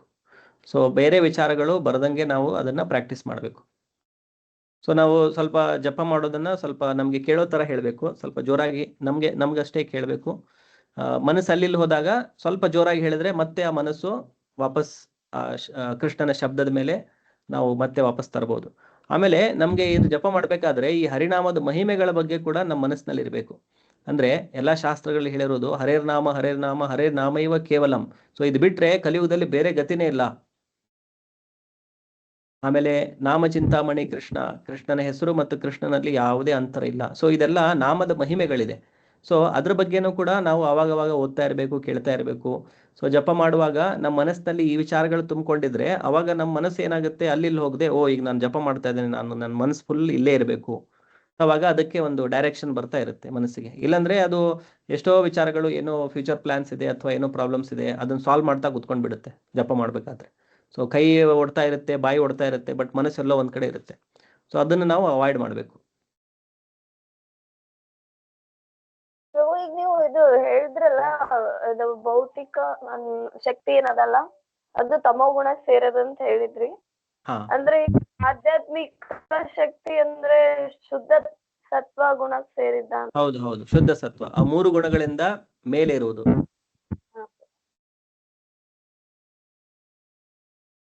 ಹರೇ ಕೃಷ್ಣ ಪ್ರಭು. ಹರೇ ಕೃಷ್ಣ ಮಾತಾಜಿ. ಪ್ರಭು, ನೀವು ನವದಾ ಭಕ್ತಿ ಬಗ್ಗೆ ಹೇಳಿದ್ರಿ. ಆ ನವದಾ ಭಕ್ತಿನಲ್ಲಿ ಯಾವ್ದಾದ್ರು ಭಕ್ತಿ ಒಂದು ಇಟ್ಕೊಂಡ್ರೆ ನಮ್ಗೆ ಸಫಲತೆ ಸಿಗುತ್ತಾ, ಇಲ್ಲ 9 ತರದ್ ಭಕ್ತಿನೂ ಪ್ರಯತ್ನ ಪಡ್ಬೇಕಾ? ಇಲ್ಲ, ಯಾವ್ದಾದ್ರು ಒಂದು ಮಾಡಿದ್ರು ಸಾಕು. ಯಾವುದೇ ಒಂದು ಮಾಡಿದ್ರು ಕೂಡ ನಾವು ಸಫಲತೆಯನ್ನು ಪ್ರಾಪ್ತ ಮಾಡ್ಕೋಬಹುದು. ಮತ್ತೆ ಇದು ಭಾಗವತಂ 10th ಕ್ಯಾಂಟೋದಲ್ಲಿ ಗೋಪಿಕೆಯರು ಕಾತ್ಯಾಯಿನಿ ದೇವಿನ ಪೂಜೆ ಮಾಡ್ತಾರೆ, ಭಗವಂತನ ಪತಿಯಾಗಿ. ಹೌದು. ಕಾತ್ಯಾಯಿನಿ ದೇವಿ ಬಂದ್ಬಿಟ್ಟು ದುರ್ಗಾ ದೇವಿ. ದುರ್ಗಾನ ನಾವು ಭಗವಂತನ ಸೇವಕಿ, ಅವ್ರ ದಾಸಿ ಅಂತ ಹೇಳ್ತೀವಿ. ಮತ್ತೆ ಅವ್ರಿಗೆ ಅಥಾರಿಟಿ ಹೆಂಗ್ ಬರುತ್ತೆ ಭಗವಂತನ ಗಂಡನಾಗಿ ಗೋಪಿಕೆಯರು ಕೊಡೋದಕ್ಕೆ? ಯಾವ ರೀತಿ ಇದು ಅರ್ಥ ಆಗ್ಲಿಲ್ಲ ಪ್ರಭು. ಅಂದ್ರೆ ಅವರೆಲ್ಲ ಶಕ್ತಿಶಾಲಿಗಳು. ಆಮೇಲೆ ಅಲ್ಟಿಮೇಟ್ಲಿ ನಾವು ಯಾವುದೇ ದೇವಿ ದೇವತೆಗಳಿಗೆ ನಾವು ಆರಾಧನೆ ಮಾಡಿದ್ರು ಕೂಡ ಅಲ್ಟಿಮೇಟ್ಲಿ ಫಲ ಕೊಡೋರು ಕೃಷ್ಣನೇ, ಅವರ ಮುಖಾಂತರ. ಸೊ ಅವರಲ್ಲಿ ಫಲ ಕೊಡುವಂತ ಶಕ್ತಿ ಇರೋದಿಲ್ಲ. ಅದು ಭಗವದ್ಗೀತೆಯಲ್ಲಿ ಕೃಷ್ಣ ಹೇಳ್ತಾರೆ. ಸೊ ಯಾರ್ಯಾರು ಬೇರೆ ಬೇರೆ ದೇವತೆಗಳಿಗೆ ಏನು ಪೂಜೆ ಮಾಡಿದ್ರು ಕೂಡ ಅವ್ರೇನು ಫಲಗಳನ್ನು ಪಡೆದುಕೊಳ್ತಾರೆ, ಅಲ್ಟಿಮೇಟ್ಲಿ ಅದನ್ನ ನಾನೇ ಕೊಡ್ತೇನೆ ಅಂತ ಹೇಳಿ ಭಗವದ್ಗೀತೆಯಲ್ಲಿ ಬರುತ್ತೆ ಅದು. ಸೊ ಎಲ್ಲಾ ಫಲಗಳನ್ನು ಕೊಡೋರು ಅಲ್ಟಿಮೇಟ್ಲಿ ಭಗವಂತನೇ. ಸೊ ಅಲ್ಲಿ ದೇವಿ ದೇವತೆಗಳ ಪೂಜೆ ಮಾಡೋದನ್ನೆಲ್ಲ ಕೃಷ್ಣ ಖಂಡನೆಯನ್ನು ಮಾಡ್ತಾನೆ. ಯಾರು ಬುದ್ಧಿ ಅವ್ರದ್ದು ಭ್ರಷ್ಟರಾಗಿದೆ ಅಂಥವ್ರು ದೇವಿ ದೇವತೆಗಳ ಪೂಜೆಯನ್ನು ಮಾಡ್ತಾರೆ. ಕಾಮನೆಗಳಿದ್ದವರು, ತುಂಬಾ ಆಸೆಗಳಿದ್ದವರು ಅವ್ರು ದೇವಿ ದೇವತೆಗಳನ್ನ ಪೂಜೆ ಮಾಡ್ತಾರೆ ಅಂತೇಳಿ. ಆದ್ರೆ ದೇವಿ ದೇವತೆಗಳ ಪೂಜೆ ಏನಿದೆ, ಕೃಷ್ಣನನ್ನು ಪಡೆಯಲಿಕ್ಕೆ ನಾವು ಮಾಡಿದ್ರೆ ಅದರಲ್ಲಿ ಏನು ತಪ್ಪಿಲ್ಲ. ನಾವು ಭೌತಿಕ ವಸ್ತುಗಳನ್ನು ಕೇಳ್ತಾ ಹೋದ್ರೆ ನಾವು ಮತ್ತೆ ಇದೇ ಸಂಸಾರದಲ್ಲೇ ನಾವು ಸಿಕ್ಕಾಕೊಂಡಿಟ್ಬಿಡ್ತೇವೆ. ಸೊ ಅದರಿಂದಾಗಿ ಕೃಷ್ಣ ಅದನ್ನು ಖಂಡನೆ ಮಾಡೋದು. ಈಗ ಯಾರೋ ನಮ್ಮ ಮಕ್ಕಳಿರ್ತಾರೆ, ಅವ್ರದ್ದು ಯಾವಾಗ್ಲೂ ನಾವು ಒಳ್ಳೇದನ್ನೇ ಬಯಸ್ತೇವೆ. ಸೊ ಈಗ ಒಬ್ಬ ವ್ಯಕ್ತಿ ಕಡೆ ಹೋಗಿ ಅವನು ಅದರಲ್ಲಿ ಚಕ್ರದಲ್ಲಿ ಸಿಕ್ಕಾಕೊಂಡಿದ್ದಾನೆ ಅಂತಂದ್ರೆ ನಾವು ತಂದೆ ತಾಯಿ ಆಗಿರುವಂಥವ್ರು ಅದನ್ನ ನಾವು ಇಷ್ಟಪಡಲ್ಲ, ನಾವು ಅವರಿಗೆ ಖಂಡನೆ ಮಾಡ್ತೇವೆ, ಇವ್ರು ಇದನ್ನ ಮಾಡಬಾರ್ದು ಅಂತ ಹೇಳಿ. ಸೊ ಅದೇ ತರ ಕೃಷ್ಣನಿಗೆ ಎಲ್ಲಾ ಜೀವಾತ್ಮರು ತನ್ನ ಶರಣಾಗಿ ತನ್ನ ಹತ್ರ ಬರ್ಬೇಕಂತೇಳಿ ಕೃಷ್ಣಂದು ವಿಚಾರ ಇರುತ್ತೆ. ಅದನ್ನ ಬಿಟ್ಟು ಅವರು ಬೇರೆ ಬೇರೆ ದೇವತೆಗಳಲ್ಲಿ ಹತ್ರ ಹೋಗಿ ಅವ್ರ ಹತ್ರ ಏನೇನೋ ಬೇಡ್ಕೊಂಡು ಮತ್ತೆ ಇದೇ ಸಂಸಾರದಲ್ಲೇ ತಮ್ಮ ಜೀವನ ಮುಂದುವರಿಸ್ತಾ ಇದ್ರೆ ಅದು ಕೃಷ್ಣನಿಗೆ ಅಷ್ಟು ಸಂತೋಷವನ್ನು ಕೊಡೋದಿಲ್ಲ. ಅದರ ಸಲುವಾಗಿ ಕೃಷ್ಣ ದೇವಿ ದೇವತೆಗಳ ಪೂಜೆಯನ್ನು ಖಂಡನೆ ಮಾಡಿ ಕೇವಲ ನನ್ನ ಶರಣಿಗೆ ನೀವು ಬನ್ನಿ ಅಂತೇಳಿ ಹೇಳ್ತಾ ಇರೋದು. ಅದು ಯಾರಿಗೆ ಅಂತಂತಂದ್ರೆ ಯಾರು ಅಷ್ಟು ಬುದ್ಧಿವಂತರಾಗಿಲ್ಲ, ಸೊ ಅಂಥವರಿಗೆ ಅಟ್ಲೀಸ್ಟ್ ಯಾರನ್ನೋ ಒಬ್ರು ಅವರು ನಂಬಿದ್ದಾರೆ ಅಂದ್ರೆ ನನಗಿಂತ ಮೇಲೆ ಒಬ್ರು ಇದ್ದಾರೆ ಅಂತೇಳಿ ಅವರಿಗೆ ಇದಿದೆ ಮನಸ್ಸು, ಅಂದ್ರೆ ಅಂತ ವಿಚಾರ ಇದೆ. ಇಲ್ಲಾಂದ್ರೆ ನಾಸ್ತಿಕರಾಗ್ಬಿಡ್ತಾರೆ, ಯಾರು ಇಲ್ಲ ನನ್ನ ಮೇಲೆ, ಯಾರು ಇಲ್ಲ, ನಾನೇನ್ ಬೇಕಾದ್ರೂ ಮನಸ್ಸಿಗೆ ಮಾಡ್ಬೋದು ಅಂತ ಹೇಳಿ. ಸೊ ಕೃಷ್ಣನನ್ನು ಪಡೆಯಲಿಕ್ಕೆ ನಾವು ಬೇರೆಯವ್ರದ್ದು ಅಪ್ರೋಚ್ ಮಾಡದೆ ಅದರಲ್ಲಿ ಏನೂ ತಪ್ಪಿಲ್ಲ. ಫಾರ್ ಎಕ್ಸಾಂಪಲ್ ಇವರು ರುಕ್ಮಿಣಿ ದೇವಿ, ಅವರು ಕೂಡ ದುರ್ಗಾದೇವಿ ಪೂಜೆಯನ್ನು ಮಾಡ್ತಾರೆ ಕೃಷ್ಣ ನನಗೆ ಸಿಗಲಿ ಅಂತೇಳಿ. ಸೊ ಅದರಿಂದ ನಮ್ಮ ಕೃಷ್ಣ ಭಕ್ತಿ ಹೆಚ್ಚಾದ್ರೆ, ಅದರಿಂದ ಕೃಷ್ಣನ ಮೇಲೆ ನಮ್ಮ ಪ್ರೀತಿ ಹೆಚ್ಚಾದ್ರೆ ಅದರಲ್ಲಿ ತಪ್ಪೇನೂ ಇಲ್ಲ. ಇವನ್ ಅವ್ರಿಗೆ ಅಥಾರಿಟಿ ಇಲ್ಲ ಅಂದ್ರೂ ಅದೆಲ್ಲ ಫಲ ಕೊಡೋದು ಭಗವಂತನೇ ಕೊಡ್ತಾರೆ ಅಂತ. ಭಗವಂತನೇ ಕೊಡೋದು, ಯಾರಿಗೂ ಅಥಾರಿಟಿ ಇಲ್ಲ ಆಕ್ಚುಲಿ, ಕೇವಲ ಕೃಷ್ಣನಿಗೆ ಅಷ್ಟೇ ಇರೋದು. ಅದೆಲ್ಲ ಡೆಲಿಗೇಟೆಡ್ ಪವರ್ಸ್, ಕೃಷ್ಣ ಕೊಟ್ಟಿರುವಂತ ಶಕ್ತಿ ಅವರಿಗೆ. ಅಲ್ಟಿಮೇಟ್ಲಿ ಅದು ಬರೋದು ಕೃಷ್ಣನಿಂದಾನೆ. ಮತ್ತೆ ಚಾಂಟಿಂಗ್ ಮಾಡ್ಬೇಕಾದ್ರೆ ಇದು ಮನಸ್ಸು ಆಧ್ಯಾತ್ಮಿಕ ಶಕ್ತಿ, ಅದು ಚಿಂತನೆ, ಮನಸ್ಸಿನಲ್ಲಿ ಚಿಂತನೆ ಯಾವಾಗ್ಲೂ ಸ್ಟಾಪ್ ಮಾಡಕ್ ಸಾಧ್ಯನೇ ಇಲ್ಲ. ಏನಾದ್ರೂ ಒಂದು ಚಿಂತನೆ ಸತತವಾಗಿ ನಡೀತಾನೆ ಇರುತ್ತೆ. ಅದನ್ನ ಭಗವಂತನ ನಾಮದಲ್ಲಿ ಕೇಂದ್ರೀಕೃತ ಮಾಡೋದ್ರಿಂದಾನೇ ಸಫಲತೆ ಸಿಗೋದಾ ಪ್ರಭು? ಅದು ನಾವು ಹೆಸರ ಮೇಲೆ, ಕೃಷ್ಣನ ಹೆಸರಿನ ಮೇಲೆ ಕಾನ್ಸಂಟ್ರೇಟ್ ಮಾಡ್ಬೇಕು. ಮೈಂಡ್ ಅಲ್ಲಿ ಅದ್ ನೇಮ್ ಕಲ್ಪನೆ ಮಾಡ್ಕೊಂಡು ಅದ್ರದ್ದು ಹೇಗೆ ಇದಾಗುತ್ತೆ? ಇಲ್ಲ, ಕಲ್ಪನೆ ಮಾಡುವಂತ ಅವಶ್ಯಕತೆ ಇಲ್ಲ, ಕಲ್ಪನೆ ಮಾಡುವಂತ ಅವಶ್ಯಕತೆ ಇಲ್ಲ. ನಾವು ಕೇಳ ಹೆಸರು ಭಗವಂತ ಈಗ ನಾಮರೂಪದಲ್ಲಿ ನಮ್ಮ ಮುಂದೆನೆ ಬಂದಿದ್ದಾನೆ. ಸೊ ನಮ್ಮ ಮುಂದೆ ಬಂದಿರುವಂತ ಭಗವಂತನನ್ನು ಬಿಟ್ಟು ನಾವು ಅಲ್ಲಿ ಇಲ್ಲಿ ಮತ್ತೆಲ್ಲೋ ನಮ್ಮ ಮನಸ್ಸನ್ನು ತಗೊಂಡು ಹೋಗೋ ಅವಶ್ಯಕತೆ ಇಲ್ಲ. ಈ ಕೃಷ್ಣ ಸ್ವಯಂ ಬಂದಿದ್ದಾನೆ ನಮ್ಮ ಮುಂದೆ, ಅದನ್ನ ಬಿಟ್ಬಿಟ್ಟು ನಾವು ಮತ್ತೆ ಎಲ್ಲೋ ಬೇರೆ ಕಡೆ ಹೋಗಿ ಕಲ್ಪನೆ ಮಾಡುವಂತ ಅವಶ್ಯಕತೆ ಇಲ್ಲ. ಸ್ವಯಂ ಕೃಷ್ಣ ಶಬ್ದ ರೂಪದಲ್ಲಿ ನಮ್ಮ ಮುಂದೆ ಬಂದಿದ್ದಾನೆ. ಸೊ ನಾವು ಈಗ ಅದನ್ನೇ ನಮ್ಮ ಧ್ಯಾನ ಕೊಟ್ಟು ಅದನ್ನು ಸ್ವೀಕಾರ ಮಾಡಬೇಕು. ಸೊ ಕೃಷ್ಣ ಸ್ವಯಂ ಶಬ್ದದ ರೂಪದಲ್ಲಿ ಅವತಾರ ತೆಗೆದುಕೊಂಡಿದ್ದಾನೆ. ನಾವು ಜಪ ಮಾಡ್ಬೇಕಾದ್ರೆ ಕೃಷ್ಣನ ಹೆಸರು ತೆಗೆದುಕೊಂಡಾಗ ಕೃಷ್ಣ ಶಬ್ದ ರೂಪದಲ್ಲಿ ನಮ್ಮ ಮುಂದೆನೇ ಇದ್ದಾನೆ. ಸೊ ಮತ್ತೆ ನಾವು ಅಲ್ಲಿ ಇಲ್ಲಿ ಎಲ್ಲೋ ನಮ್ಮ ಮನಸ್ಸನ್ನು ಹಾಕುವಂತ ಅವಶ್ಯಕತೆನೇ ಇಲ್ಲ. ನಮ್ಮ ಮನಸ್ಸನ್ನ ಹೆಸರಿನಲ್ಲಿ ಕೇಂದ್ರೀಕೃತ ಮಾಡ್ಬೇಕು. ಹಾ, ಎಸ್ ಅದು correct, right chanting. Yes yes yes thank you Prabhu. Hare Krishna. Okay, so ನಾವಿಲ್ಲಿ ಸ್ಟಾಪ್ ಮಾಡುವ. ಇವತ್ತು ತುಂಬ ಲೇಟ್ ಆಯ್ತು ಅನ್ಸುತ್ತೆ.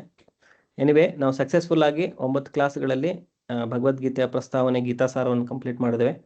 ಸೊ ಶ್ರೀಲ ಪ್ರಭುಪಾದರಿಗೆ ಮತ್ತು ಭಗವಂತನಿಗೆ ತುಂಬ ಕೃಪೆ, ಅವರಲ್ಲಿ ತುಂಬ ನಮ್ಮ ಕೃತಜ್ಞತೆಗಳು. ಅವರ ಕೃಪೆಯಿಂದ ನಾವು ಇದನ್ನು ಕಂಪ್ಲೀಟ್ ಮಾಡಿದ್ದೇವೆ. ಸೊ ಇನ್ನು ಮುಂದೆ ನಾವು ಭಗವದ್ಗೀತೆಯನ್ನು ಅಧ್ಯಾಯ 1 ಶ್ಲೋಕ 1ರಿಂದ ನೆಕ್ಸ್ಟ್ ಕ್ಲಾಸಲ್ಲಿ ನಾವು ಕಂಟಿನ್ಯೂ ಮಾಡೋಣ. ಸೊ ಕ್ಲಾಸ್ ಅಟೆಂಡ್ ಮಾಡೋದು ನಿಮ್ಮೆಲ್ಲರಿಗೂ ತುಂಬಾ ಧನ್ಯವಾದಗಳು. ಶ್ರೀಲ ಪ್ರಭುಪಾದ ಕಿ ಜೈ. ಜೈ ಜೈ ಜೈ. ಹರೇ ಥ್ಯಾಂಕ್ ಯು ಹರೇ ಕೃಷ್ಣ ಪ್ರಭು. ಪ್ರಭು. ಹರೇ ಕೃಷ್ಣ ಪ್ರಭು. ಹರೇ ಕೃಷ್ಣ. ಜೈ ಶ್ರೀಲ ಧನ್ಯವಾದಗಳು. ದಂಡ ಪ್ರಭುಪಾದ. ಪ್ರಣಾಮ ಪ್ರಭುಜಿ. ಹರೇ ಕೃಷ್ಣ. ಹರೇ ಕೃಷ್ಣ. ಹರೇ ಕೃಷ್ಣ. ಹರೇ ಕೃಷ್ಣ. ಹರೇ ಕೃಷ್ಣ ಪ್ರಭು ಜಿ. ಹರೇ ಕೃಷ್ಣ. ಹರೇ ಕೃಷ್ಣ ಪ್ರಭು.